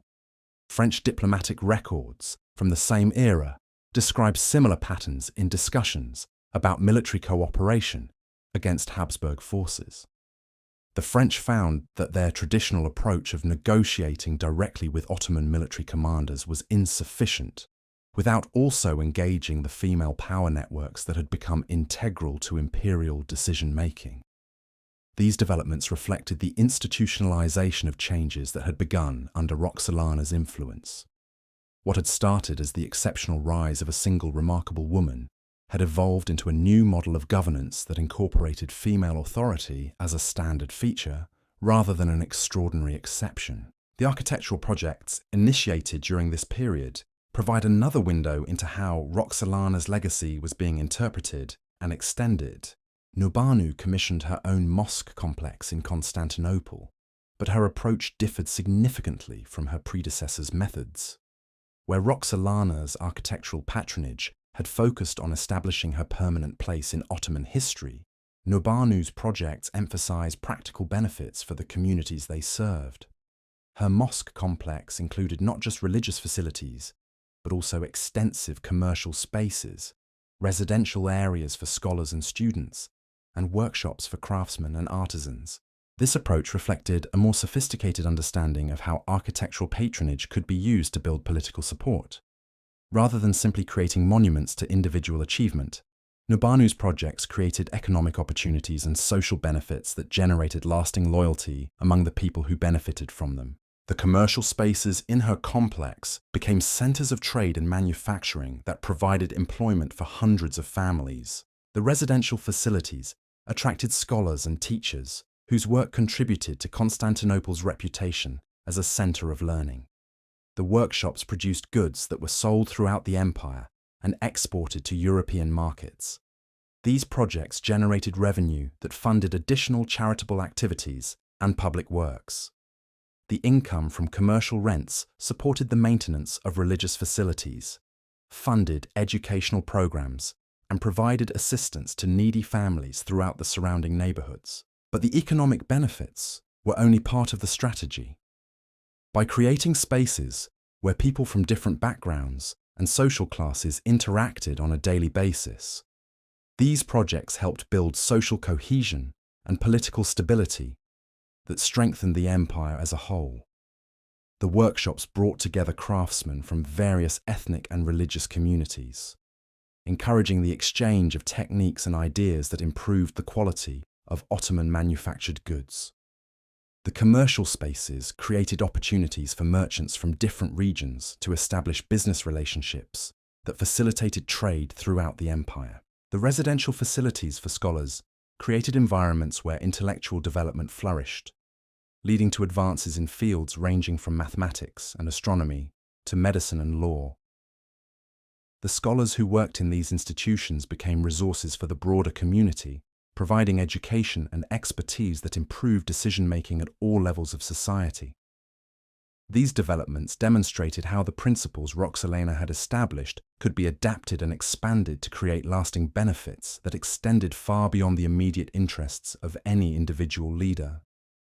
The focus on education, economic development, and social integration became hallmarks of female patronage throughout the Ottoman Empire.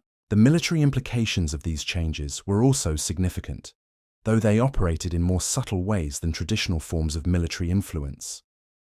The intelligence networks that had been established under Roxolana's guidance continued to provide valuable information about European political developments and military preparations. But under Nurbanu's management, these networks became more sophisticated and comprehensive. Rather than relying primarily on formal diplomatic channels, they incorporated information from merchants, pilgrims, students, and other travelers who moved freely between Ottoman and European territories. The commercial relationships that developed through architectural and economic projects created additional sources of intelligence. Merchants who traded in both Ottoman and European markets provided regular updates about economic conditions, political developments, and military activities that might affect Ottoman interests. The scholarly exchanges that took place in educational institutions funded by female patronage also generated valuable intelligence. European students who came to study in Ottoman institutions and Ottoman scholars who traveled to European universities created informal networks of communication that supplemented official diplomatic channels. This expanded intelligence capability proved particularly valuable during the naval conflicts that dominated Mediterranean politics during the late 16th century. The detailed information available about European naval preparations, ship movements, and strategic planning gave Ottoman commanders significant advantages in planning their own operations. The Battle of Lepanto in 1571, despite resulting in Ottoman defeat, demonstrated both the value and the limitations of these intelligence systems. Ottoman commanders had excellent information about the composition and capabilities of the European fleet they faced, but they lacked adequate intelligence about new tactical approaches their enemies had developed. This experience led to innovations in how intelligence was gathered and analyzed. Rather than simply collecting information, Ottoman intelligence networks began to focus more heavily on understanding the implications of the information they gathered and developing strategic responses to emerging threats and opportunities.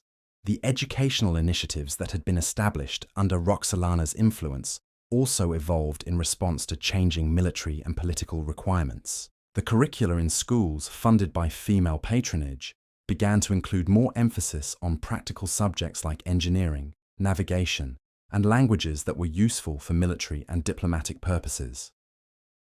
These educational reforms produced a generation of Ottoman administrators and military officers who were better prepared to deal with the technological and strategic challenges facing the empire. They understood European languages and customs, possessed technical skills that were increasingly important for military success, and had been trained to think analytically about complex problems. The legal and administrative systems of the empire also continued to evolve in ways that reflected Roxolana's influence. The precedents established during her era regarding female involvement in legal proceedings and administrative decisions became more formalized and systematic. Women throughout the empire began to play more active roles in managing family property, resolving business disputes, and participating in community decision-making. These changes didn't happen overnight, and they weren't uniform across all regions and social classes, but they represented a significant shift in how Ottoman society understood women's capabilities and appropriate roles. The court records from this period show increasing numbers of cases where women appeared as independent legal actors, rather than simply as dependents of male relatives. They bought and sold property, entered into business partnerships, and pursued legal remedies for grievances in ways that would have been unusual or impossible in earlier eras. These legal changes had practical economic implications as well. When women could participate more freely in economic activities, families had access to additional sources of income and expertise. The cumulative effect of these changes contributed to increased prosperity and economic dynamization throughout Ottoman territories. The diplomatic protocols that had been established during Roxolana's era also became more systematic and sophisticated. European courts developed standard procedures for communicating with Ottoman women who held positions of authority, and these procedures became part of the regular diplomatic process. The correspondence from this period reveals increasingly complex negotiations that involved multiple parties on both sides. European ambassadors found themselves managing relationships with not just the Sultan and his administrative officials, but also with various women who could influence imperial decision-making. This complexity sometimes created challenges for European diplomats who were accustomed to more straightforward hierarchical relationships. But it also created opportunities for more nuanced and flexible diplomatic solutions to difficult problems. The trade agreements negotiated during this period often included provisions that reflected the interests and concerns of female power networks within the Ottoman system. These agreements addressed issues like the protection of merchants' families, the security of commercial facilities, and the resolution of disputes that might arise from cultural misunderstandings. The cultural implications of these changes extended throughout Ottoman society and beyond. The example of women wielding significant political and economic influence encouraged similar developments in other parts of the Islamic world, and even influenced discussions in European courts about the appropriate roles and capabilities of women. The artistic and literary production of this era also reflected these changing social dynamics. Poets and writers began to explore themes related to female authority and capability in ways that would have been unusual in earlier periods. These works helped normalize the idea that women could play meaningful roles in public life and governance. The architectural styles that emerged during this period incorporated design elements that reflected female patronage and influence. Buildings funded by women often included features that served the specific needs of female users, such as separate entrances, private courtyards, and spaces designed for activities traditionally associated with women. But these architectural innovations also challenged traditional gender boundaries by creating spaces where women could engage in activities that had previously been restricted to men. Libraries, workshops, and meeting rooms in buildings funded by female patronage became venues where women could pursue education, conduct business, and participate in community decision-making. The technological innovations that emerged from institutions supported by female patronage also had lasting significance. The emphasis on practical applications of knowledge that characterized these institutions led to developments in fields like textile production, food preservation, and medical treatment that improved living conditions throughout the empire. The textile workshops established under female patronage pioneered new techniques for producing silk and cotton fabrics that became highly prized in European markets. These innovations contributed to Ottoman economic competitiveness and provided employment for thousands of workers throughout the empire. The medical facilities funded by female patronage became centers for the development of new treatments and surgical procedures. The physicians who worked in these institutions made advances in understanding diseases and developing remedies that saved countless lives and reduced suffering throughout Ottoman territories. The agricultural improvements that resulted from female patronage also had significant long-term effects. The emphasis on supporting rural communities and improving farming techniques led to increased food production and better nutrition for millions of people throughout the empire. These practical benefits helped build political support for the expanded roles women were playing in Ottoman society. When people could see concrete improvements in their daily lives that resulted from female leadership and patronage, they were more likely to accept and support continued changes in traditional gender roles. The religious dimensions of these developments also played important roles in legitimizing and sustaining the changes that had begun under Roxolana's influence. The visible piety and charitable activities of women in positions of authority helped reassure traditional Muslims that expanded female roles were compatible with Islamic values and principles. The scholarly work that took place in educational institutions funded by female patronage contributed to theological discussions about the appropriate roles of women in Islamic society. These discussions helped develop religious justifications for the expanded opportunities women were gaining in Ottoman society. The pilgrimage activities supported by female patronage also created opportunities for women from throughout the Islamic world to observe Ottoman innovations and consider how similar changes might be implemented in their own societies. But perhaps the most significant aspect of this continuing evolution was the way it demonstrated the resilience and adaptability of the changes Roxolana had initiated.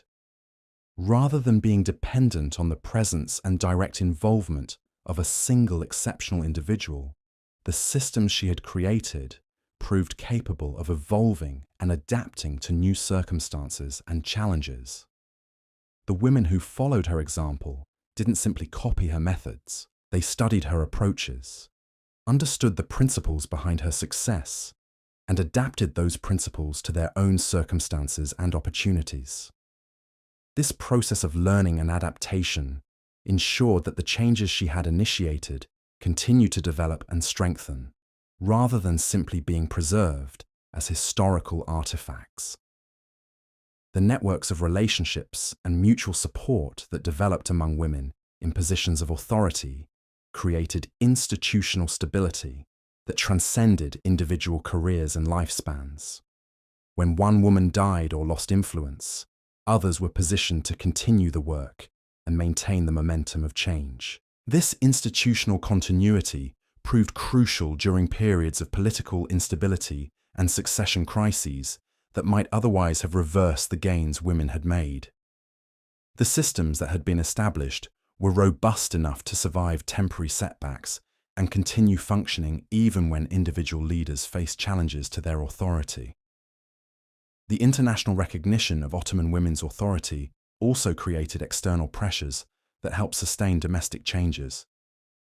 European courts that had developed diplomatic relationships with powerful Ottoman women had interests in maintaining those relationships, even when domestic Ottoman politics created pressures to restrict female influence. The economic benefits that resulted from female leadership and patronage created stakeholder communities that had material interests in preserving and extending women's roles in society. Merchants, craftsmen, scholars, and farmers who had benefited from female-sponsored projects became advocates for continued female involvement in economic and social development.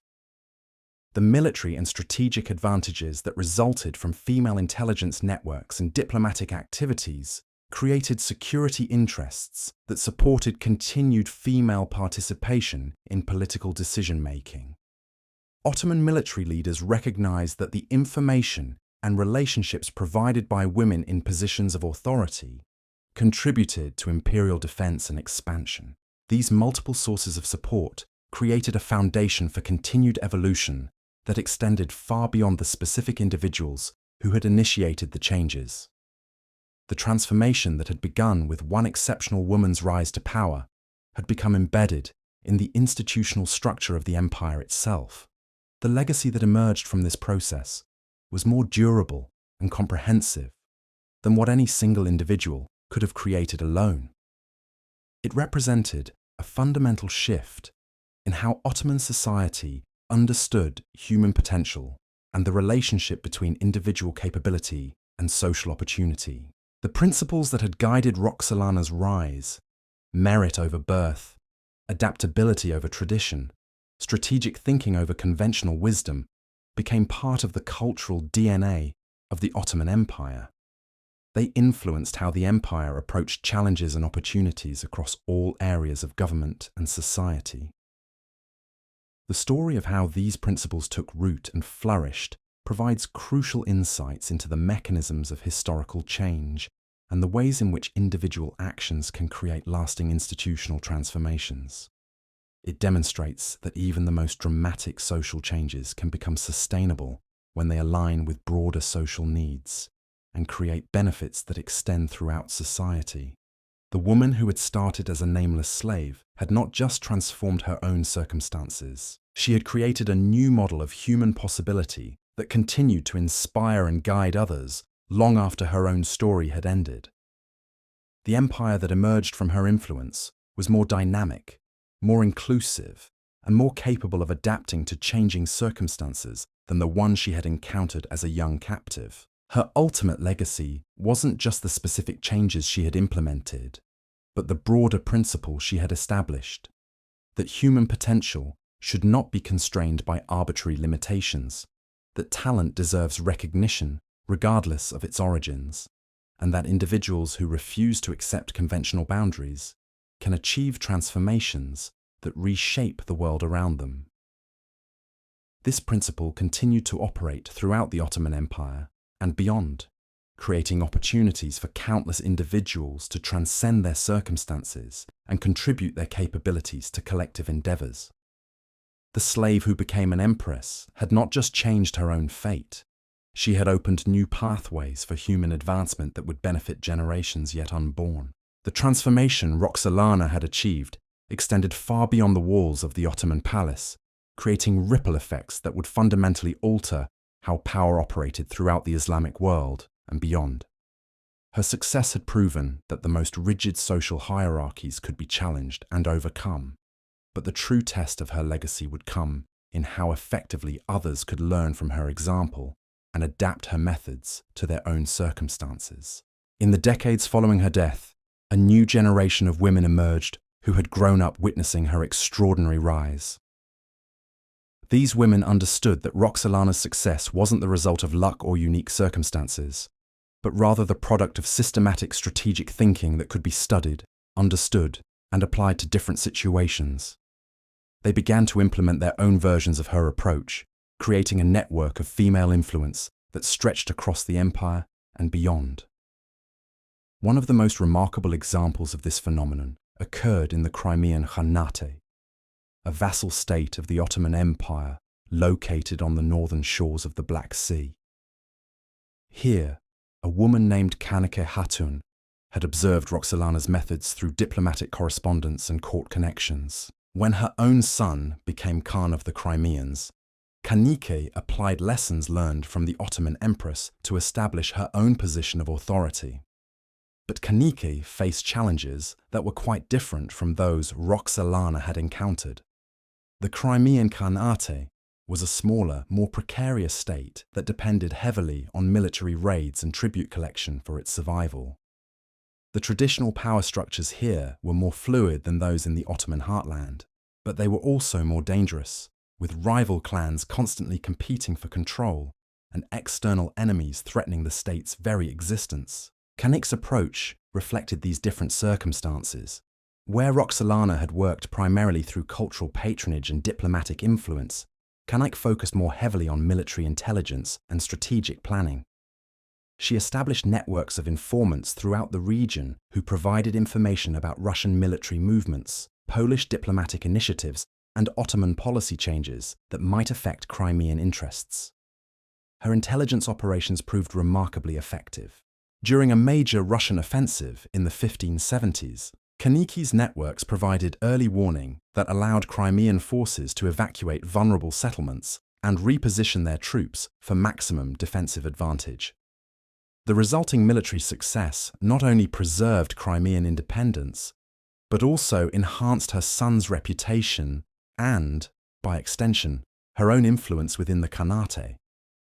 But Kanike understood that military intelligence alone wasn't sufficient to maintain long-term power. Following Roxolana's example, she began to build economic and cultural institutions that would create lasting sources of influence and support. She established trading posts along the major commercial routes that connected the Black Sea region with Ottoman and European markets, creating revenue streams that reduced the Khanate's dependence on military raiding. These commercial enterprises did more than generate income. They created networks of merchants and traders who had material interests in maintaining stable relationships with the Khanate. When rival clans attempted to challenge her son's authority, these commercial allies provided both financial support and valuable intelligence about enemy activities. Kanike also followed Roxolana's example in supporting educational and religious institutions. She funded the construction of madrasas and mosques throughout Crimean territory, but her approach differed significantly from her Ottoman predecessor. Where Roxolana had focused primarily on Islamic institutions, Kanike recognized the diverse religious composition of the Crimean population and supported educational facilities that served multiple communities. Her madrasas included curricula that addressed the practical needs of a frontier society. Students learned not just traditional Islamic scholarship, but also languages, mathematics, and military engineering that would help them serve effectively in government and military positions. The institutions she funded became training grounds for a new generation of administrators and military officers who were better prepared to deal with the complex challenges facing the Khanate. The religious diversity of her educational support created political advantages that went beyond immediate practical benefits. Christian and Jewish communities within the Khanate recognized that their interests were being considered and protected, reducing internal tensions that might otherwise have been exploited by external enemies. This inclusive approach to institution building reflected a sophisticated understanding of how power worked in a multi-ethnic, multi-religious society. Rather than attempting to impose uniform cultural standards, Kaniki created frameworks that allowed different communities to maintain their identities while contributing to collective security and prosperity. The success of this approach became evident during a major crisis in the 1580s, when a coalition of Russian and Polish forces launched a coordinated offensive designed to eliminate Crimean independence entirely. The diverse communities that had benefited from Kanaka's policies rallied to defend the Khanate, providing intelligence, supplies, and military support that proved crucial to the successful defense. The victory wasn't just military, it was political and cultural as well. The effective cooperation between different ethnic and religious groups demonstrated that the inclusive model Kanike had developed could work even under extreme pressure. This success enhanced her reputation throughout the region and provided a template that other leaders would study and adapt. Meanwhile, in the Ottoman heartland, other women were developing their own approaches to building and wielding influence. Safiye Sultan, who had become the mother of the reigning sultan, was implementing strategies that combined elements of Roxolana's methods with innovations suited to the changing circumstances of the late 16th century. Safiye faced challenges that were both similar to and different from those her predecessor had encountered. Like Roxolana, she had to navigate the complex politics of the imperial court while building support for her son and establishing her own authority. But the political environment had changed significantly since Roxolana's era, requiring new approaches to familiar problems. The Ottoman Empire of the 1580s was larger and more complex than the one Roxolana had known. New territories had been added, new administrative challenges had emerged, and new types of threats had appeared on the empire's borders. The traditional methods of imperial governance were struggling to keep pace with these changes, creating opportunities for innovative approaches to emerge. Safiye recognized that the centralized model of female influence that Roxolana had developed might not be sufficient for managing the empire's expanded scope and complexity. Instead of trying to control everything from the imperial capital, she began to develop a more distributed system that operated through regional networks and local allies. Her approach involved identifying capable women in provincial centers and providing them with resources, training, and authority to address local challenges while maintaining coordination with imperial policy. This created a network of female administrators and power brokers who could respond quickly to emerging problems without waiting for instructions from Constantinople. The system proved its value during a series of rebellions that erupted in the empire's eastern provinces during the 1590s. Traditional imperial responses to such rebellions involved dispatching military forces from the capital, a process that was slow, expensive, and often ineffective in addressing the underlying causes of unrest. Safiye's network allowed for more sophisticated and effective responses. Local female administrators who understood regional conditions and grievances were able to identify the root causes of rebellions and develop targeted solutions that addressed specific concerns. In some cases, they prevented rebellions entirely by resolving grievances before they escalated into violence. When military action was necessary, the intelligence and local support provided by these networks made Ottoman operations more effective and less costly. Regional allies provided detailed information about rebel capabilities and intentions, identified potential collaborators and opponents, and helped coordinate military and political responses. The success of this distributed approach to governance created new models that would influence Ottoman administration for generations. The principle that effective imperial control required local knowledge and regional adaptation became embedded in administrative practice, improving the empire's ability to manage its vast and diverse territories. But perhaps more significantly, Safiye's innovations demonstrated that the changes initiated by Roxolana could evolve and adapt to meet new challenges. Rather than being limited to the specific methods their predecessor had used, the women who followed her example were able to develop new approaches that built upon her fundamental insights while addressing different circumstances. This adaptability proved crucial as the Ottoman Empire faced increasingly complex challenges during the transition from the 16th to the 17th century. The empire's traditional advantages in military technology and organization were being eroded by European innovations. New forms of economic competition were emerging as European powers developed alternative trade routes that bypassed Ottoman territories. Religious and cultural changes were creating new sources of internal tension and external conflict. The women who had learned from Roxolana's example proved remarkably effective at developing responses to these challenges. Their networks provided early warning about emerging threats and opportunities. Their understanding of local conditions enabled more effective policy implementation. Their ability to work across traditional boundaries of ethnicity, religion, and social class created new resources for addressing complex problems. Consider the response to the economic challenges created by European exploration of sea routes to Asia.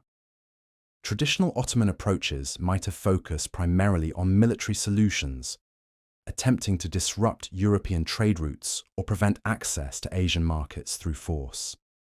While military responses remained important, the female networks that had emerged following Roxolana's example also developed economic and diplomatic strategies. They established new trading relationships with Asian merchants who were seeking alternatives to European intermediaries. They developed new products and services that took advantage of Ottoman geographic position and cultural connections. They created diplomatic initiatives that exploited European rivalries and conflicts to Ottoman advantage. These multifaceted responses proved more effective than purely military approaches would have been. They generated revenue that helped fund military operations when necessary, created political relationships that complicated European efforts to build anti-Ottoman coalitions, and demonstrated Ottoman adaptability in ways that enhanced the empire's international reputation. The success of these approaches also had important implications for how the Ottoman Empire understood its own identity and capabilities. The empire had traditionally seen itself primarily as a military power that maintained its position through conquest and intimidation. The innovations developed by women following Roxolana's example demonstrated that Ottoman strength could also be based on economic creativity, diplomatic sophistication, and cultural appeal. This expanded understanding of imperial capabilities influenced how the empire approached new challenges and opportunities. Rather than relying exclusively on military solutions, Ottoman leaders began to develop more comprehensive strategies that incorporated economic, diplomatic, and cultural elements. The architectural projects initiated during this period reflected these changing approaches. Where earlier Ottoman architecture had emphasized the power and grandeur of military conquest, the buildings commissioned by women during the late 16th and early 17th centuries focused more heavily on practical benefits and cultural appeal. The mosque complexes, hospitals, schools, and commercial facilities built during this era were designed not just to demonstrate imperial wealth and power, but also to create economic opportunities, improve living conditions, and strengthen social cohesion. They incorporated architectural elements from various cultural traditions within the empire, creating distinctively Ottoman styles that appealed to diverse populations. These buildings became symbols of a more inclusive and sophisticated approach to imperial governance. They demonstrated that Ottoman rule could provide concrete benefits to subject populations while respecting their cultural identities and religious practices. This approach helped maintain imperial unity even as external pressures increased and internal challenges became more complex. The educational institutions supported by female patronage during this period also reflected evolving approaches to imperial challenges. The curricula in these schools began to include more emphasis on practical skills like engineering, navigation, and medicine that were necessary for maintaining Ottoman competitiveness in a changing world. But the educational innovations went beyond simply adding new subjects to traditional Islamic learning. They involved fundamental changes in how knowledge was understood and transmitted. Students were encouraged to ask questions, conduct experiments, and develop new solutions to practical problems rather than simply memorizing established authorities. This approach to education produced a generation of Ottoman administrators, military officers, and scholars who were better prepared to deal with the complex challenges facing the empire. They understood European languages and customs, possessed technical skills that were increasingly important for military and economic success, and had been trained to think creatively about difficult problems. The diplomatic initiatives developed by women during this period also reflected sophisticated understanding of changing international dynamics. Rather than relying primarily on formal state-to-state negotiations, they developed informal networks that operated through commercial, cultural, and personal relationships. These informal diplomatic channels proved particularly valuable during periods of official hostility between the Ottoman Empire and European powers. When formal diplomatic relations were suspended or limited, the personal relationships and commercial connections maintained by women provided alternative channels for communication and negotiation.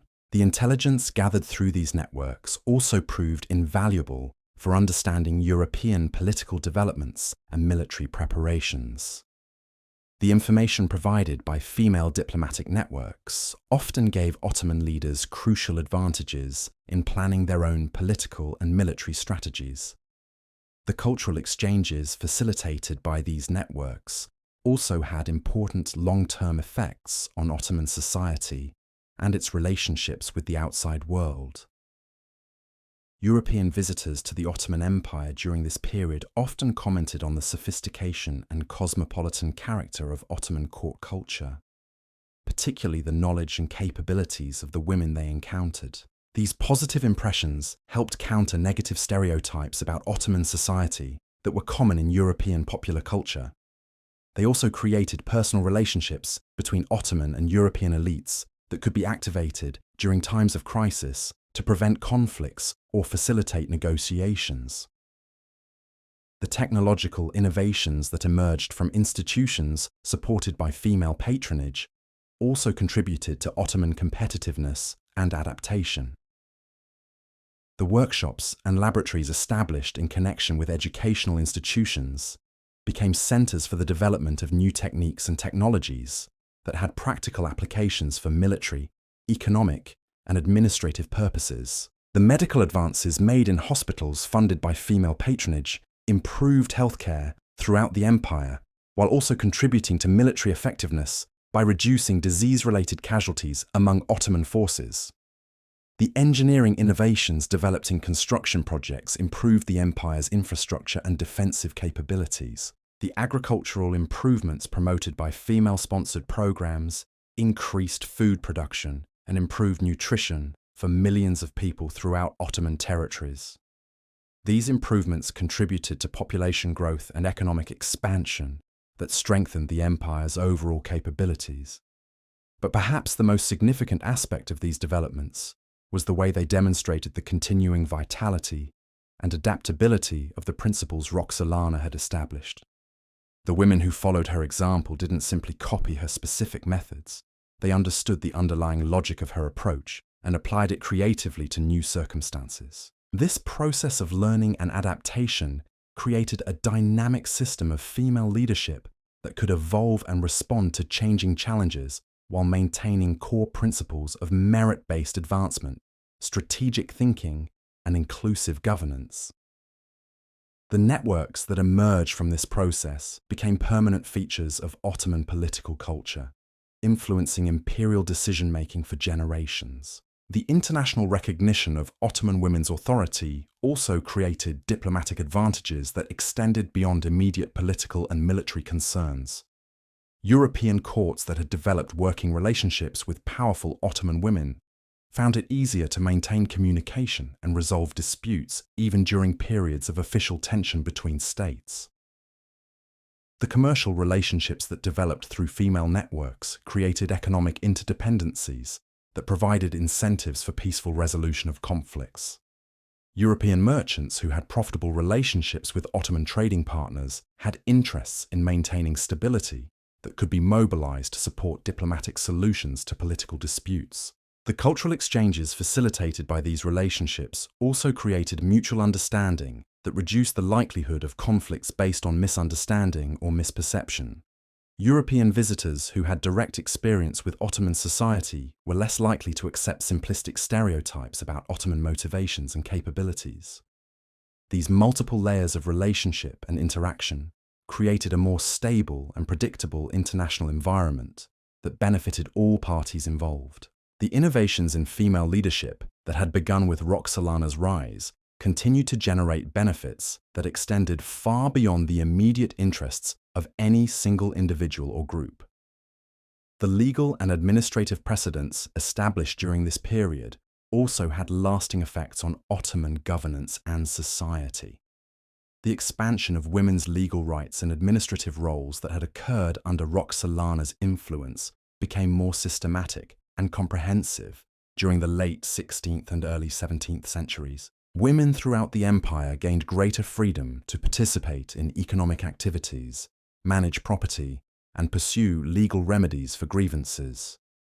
These changes didn't happen uniformly or without resistance, but they represented a significant shift in how Ottoman society understood women's capabilities and appropriate roles. The cumulative effect of these legal changes was to increase the human resources available to the empire, while also improving economic efficiency and social stability.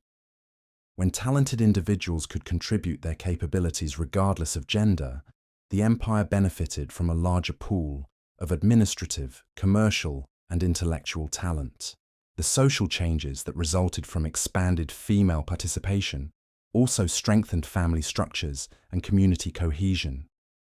When women could contribute more fully to economic and social activities, families became more resilient and communities became more capable of addressing local challenges. These improvements in social stability and cohesion provided foundations for imperial strength that complemented military and administrative capabilities. A society where individuals could develop and contribute their talents regardless of artificial restrictions was better positioned to adapt to changing circumstances and overcome external challenges. The religious and cultural dimensions of these changes also had important implications for imperial unity and legitimacy. The visible success of women in positions of authority helped demonstrate that Ottoman society could provide opportunities for advancement and achievement that were unavailable elsewhere.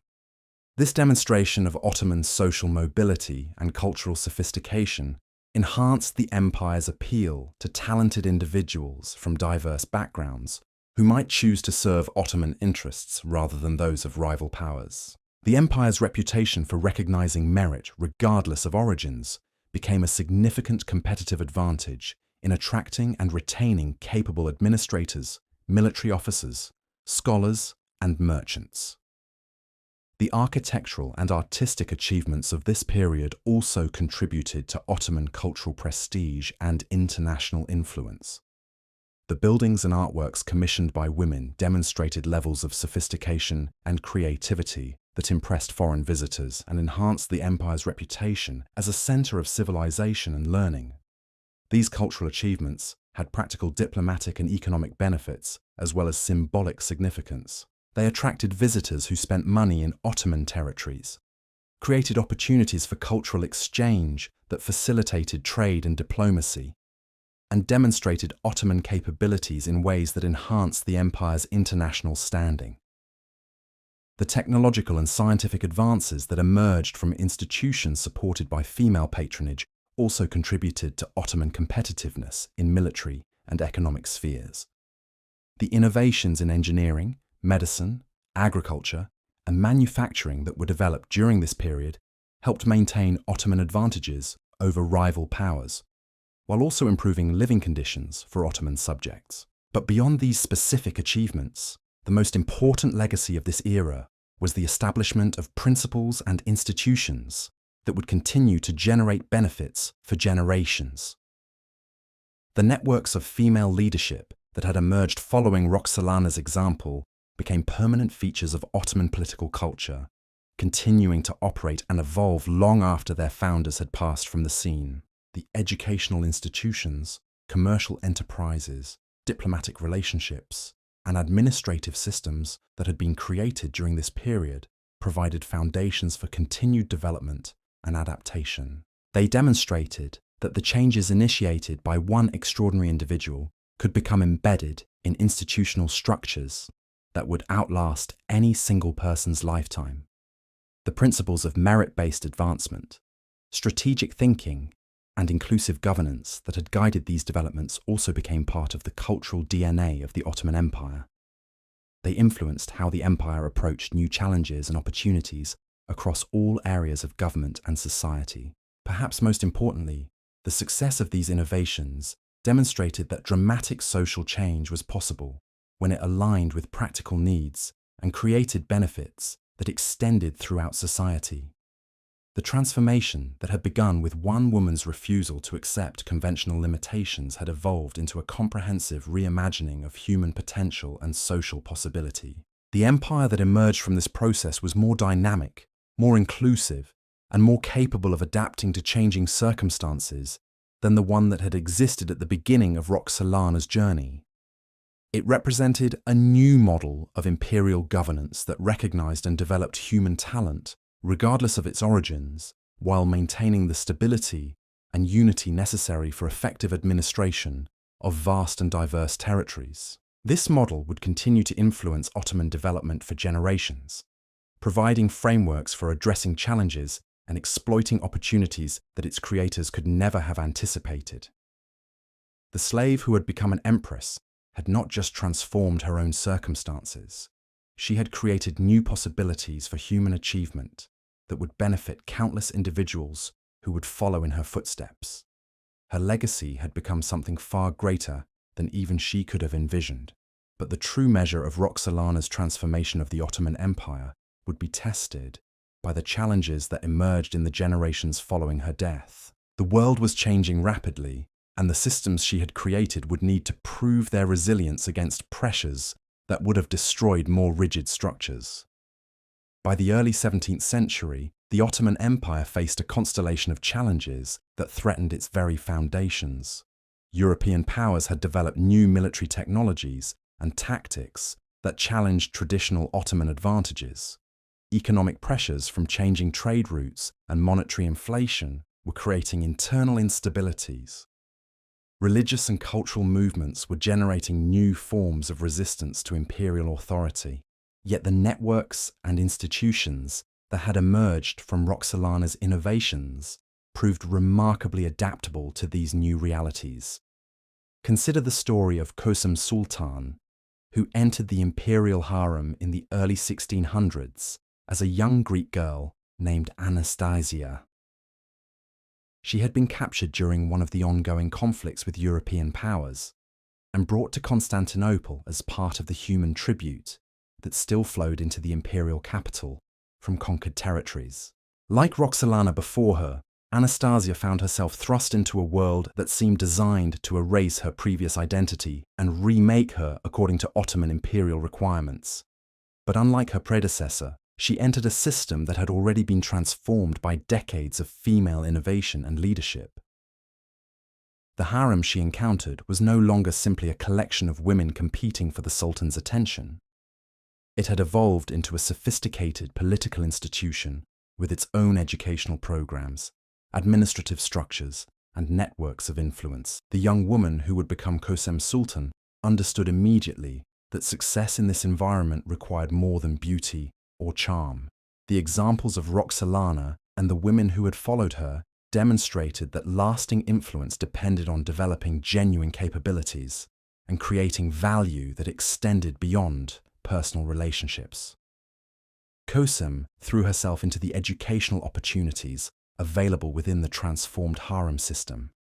She mastered Ottoman, Turkish, and Persian with remarkable speed, but she also maintained her knowledge of Greek and learned Arabic, making her fluent in 4 languages that were crucial for imperial administration and diplomacy. She studied Islamic theology and law, but she also learned mathematics, astronomy, and medicine, subjects that were increasingly important for effective governance. Most crucially, she studied the methods and achievements of the women who had preceded her. She analyzed how Roxolana had built her power base, how Nurbanu had adapted those methods to different circumstances, how Safiye had created distributed networks of influence. She understood that each of these women had succeeded by recognizing the specific challenges of their era and developing innovative responses. Cixi's opportunity came during a period of extraordinary political instability that tested every aspect of the Ottoman system. Sultan Ahmet I died suddenly in 1617, leaving the empire facing a succession crisis complicated by the presence of multiple potential heirs and competing factions within the imperial administration. The traditional Ottoman approach to such crises involved rapid elimination of rival claimants to prevent civil war. But the circumstances of 1617 made this approach particularly dangerous. The empire was engaged in costly conflicts on multiple fronts. Internal economic pressures were creating popular unrest, and European powers were actively seeking opportunities to exploit Ottoman weaknesses. Cixi recognized that the crisis created both dangers and opportunities. As the mother of young princes who might eventually inherit the throne, she had clear interests in ensuring their survival and advancement. But she also understood that the empire's stability was essential for her family's long-term security. Her response demonstrated the sophisticated political thinking that had become characteristic of women operating within the systems Roxolana had created. Rather than simply supporting her own son's claims, Cixi worked to develop solutions that would strengthen the empire while positioning her family for future success. She played a crucial role in the negotiations that resulted in Mustafa I becoming sultan, even though this decision temporarily reduced her own immediate influence. But she understood that Mustafa's mental instability made his reign unlikely to last, and she used the period of his rule to build relationships and position herself for the next transition. When Mustafa was deposed and replaced by Osman II, Cixi found herself dealing with a young sultan who was suspicious of the female networks that had become integral to imperial governance. Osman represented a reaction against the innovations of the previous century, seeking to restore what he viewed as traditional male-dominated patterns of authority. But the systems that had evolved since Roxolana's era proved remarkably resistant to such attempts at restoration. The administrative, economic, and diplomatic networks that women had created were too valuable to the empire's functioning to be easily dismantled. Even a sultan, who was philosophically opposed to female influence, found himself dependent on the capabilities and relationships these networks provided. Cixi navigated this challenging period by demonstrating her indispensability through practical contributions rather than theoretical arguments about women's rights or capabilities. When Osman faced rebellions in the eastern provinces, her networks provided intelligence and local support that proved crucial for military success. When diplomatic crises arose with European powers, her international contacts facilitated communications and negotiations that prevented conflicts from escalating. The young sultan gradually came to rely on her counsel, despite his initial resistance to female influence. But this relationship ended abruptly when Osman was assassinated by Janissary rebels in 1622, creating another succession crisis that threatened to tear the empire apart. This time, Cixi was positioned to play a more direct role in determining the outcome. The rebels who had killed Osman were demanding the restoration of Mustafa Kemal, but Kösem understood that his continued mental deterioration made him unsuitable for rule during such a critical period. Instead, she threw her support behind her own son, Murad IV, who was only 11 years old at the time. The decision to place a child on the throne during a period of crisis might have seemed dangerous, but Kösem had calculated that it would actually provide opportunities for more effective governance. As the regent for her young son, she could implement policies and make decisions without the complications that might arise from dealing with an adult sultan who had his own ideas about how the empire should be run. Her regency demonstrated the full potential of the systems that had evolved since Roxolana's era. Rather than simply exercising power through personal influence on the sultan, Kösem operated through institutional structures that had been developed over decades of female leadership. She worked through established administrative channels, utilized existing diplomatic networks, and drew upon educational and commercial institutions that had been created by her predecessors. The results were remarkably effective. Despite the challenges facing the empire, ongoing wars, economic pressures, internal rebellions, the period of Kösem's regency was characterized by stability and gradual recovery. She successfully negotiated peace agreements that ended costly conflicts, implemented economic reforms that addressed inflation and fiscal deficits, and managed internal dissent without resorting to the massive purges that had characterized earlier periods of political instability. Her approach to military challenges demonstrated particular sophistication. Rather than simply responding to rebellions and external threats with brute force, she developed comprehensive strategies that addressed underlying causes while also dealing with immediate security concerns. When the Safavid Empire launched invasions of Ottoman territory in the east, Kösem's response included not just military counterattacks, but also diplomatic initiatives that exploited divisions within the Safavid court, economic measures that strengthened Ottoman positions in contested regions, and intelligence operations that provided advantages in planning military operations. Her handling of the Janissary Corps, the elite military unit that had been responsible for several recent coups and assassinations, was particularly masterful. Rather than attempting to suppress or eliminate this powerful group, she worked to redirect their energies toward external enemies while gradually reducing their political influence through administrative and economic changes. She established new military units that could serve as counterweights to Janissary power, created alternative career paths for ambitious soldiers, and implemented economic policies that reduced the Corps' dependence on political instability for advancement opportunities. These changes weakened the Janissaries' ability to threaten imperial stability without provoking the kind of direct confrontation that might have triggered another military revolt. The diplomatic achievements during Kösem's regency were equally impressive. She maintained the network of international relationships that her predecessors had developed while also adapting to changing European political dynamics. The 30 Years' War was reshaping the balance of power in Europe, creating new opportunities and challenges for Ottoman foreign policy. Kösem's diplomatic strategy involved supporting different European factions against each other, while avoiding direct Ottoman involvement in conflicts that might drain imperial resources without providing commensurate benefits. She provided financial support to Protestant forces fighting against the Habsburg Empire, facilitated French diplomatic initiatives that complicated Spanish strategic planning, and maintained commercial relationships with various European powers regardless of their political alignments. These policies proved remarkably successful at maintaining Ottoman security while minimizing costs.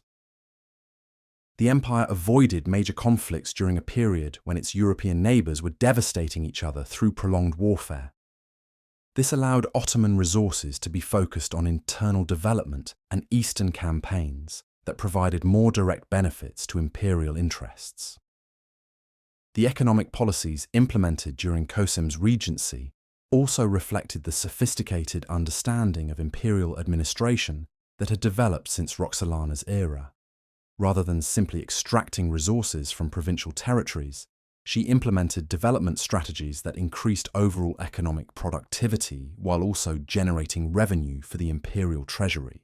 She supported the expansion of manufacturing capabilities in key cities, facilitated the development of new trade routes that took advantage of changing international commercial patterns, and implemented tax policies that encouraged economic growth rather than simply maximizing short-term revenue collection. The agricultural policies she promoted increased food production and improved rural living conditions, contributing to population growth and urban development that strengthened the empire's overall capabilities. The infrastructure projects she funded improved transportation and communication networks that facilitated both commercial activity and administrative efficiency. These economic achievements created constituencies throughout the empire that had material interests in supporting the political innovations Kösem represented. Merchants, craftsmen, farmers, and urban professionals who benefited from her policies became advocates for the continued evolution of imperial governance systems. The educational and cultural initiatives implemented during her regency also had lasting effects on Ottoman society and capabilities. She expanded the network of schools and libraries that previous generations of women had established, but she also adapted their curricula to address the changing needs of imperial administration and defense.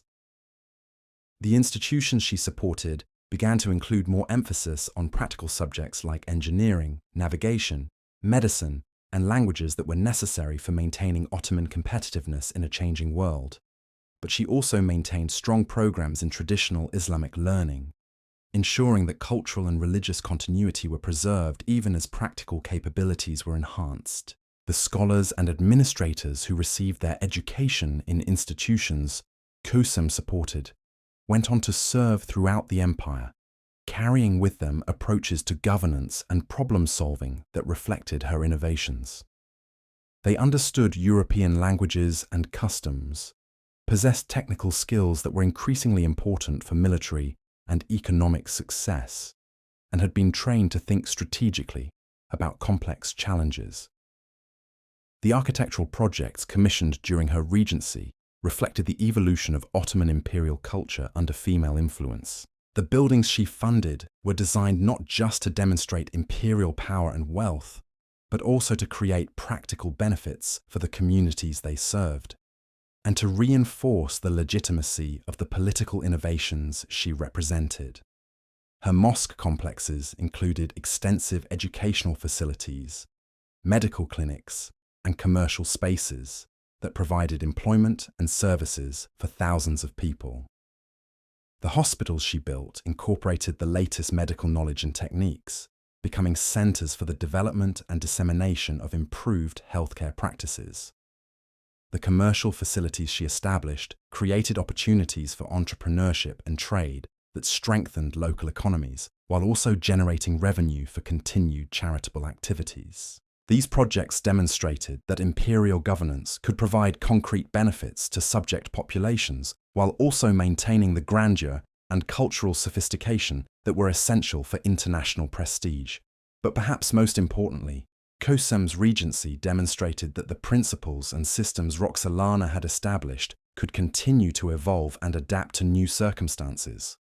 Rather than simply preserving earlier innovations, she developed new approaches that built upon previous achievements while addressing different challenges. When Murad IV reached adulthood and began to rule independently, the transition was managed smoothly because the institutions and relationships Kösem had developed could continue to operate even as formal authority shifted to her son. The networks she had created didn't depend entirely on her personal involvement. They had become embedded in the administrative and social structures of the empire. This institutional continuity proved crucial during the later phases of Murad's reign, when his increasingly autocratic tendencies and violent suppression of dissent created new challenges for imperial governance. The diplomatic, economic, and administrative systems that had been developed during Kösem's regency provided stability and continuity that helped the empire weather this difficult period. When Murad died suddenly in 1640, and was succeeded by his brother Ibrahim I, Kösem found herself once again in a position to shape imperial policy. But by this time, she was operating within systems that had been refined and strengthened through decades of female leadership and innovation. Ibrahim's reign presented new challenges that tested the resilience of these systems in different ways. The new sultan showed signs of mental instability, similar to those that had characterized Mustafa I decades earlier. But the institutional frameworks that now existed for managing such situations were far more sophisticated than those available during the earlier crisis. Kosim's handling of Ibrahim's increasingly erratic behavior demonstrated the maturation of Ottoman approaches to governance under female influence. Rather than attempting to control or restrict the Sultan directly, she worked through established administrative channels to ensure that essential governmental functions continued to operate effectively regardless of Ibrahim's personal capabilities. And there you have it, the extraordinary journey of a woman who refused to accept the world as she found it. Roxolana didn't just rise from slavery to become an empress, she fundamentally rewrote the rules of what was possible, creating a legacy that transformed an empire and inspired generations of women who followed her example. Her story proves that even the most impossible barriers can be shattered when intelligence meets determination, and strategic brilliance meets unwavering courage.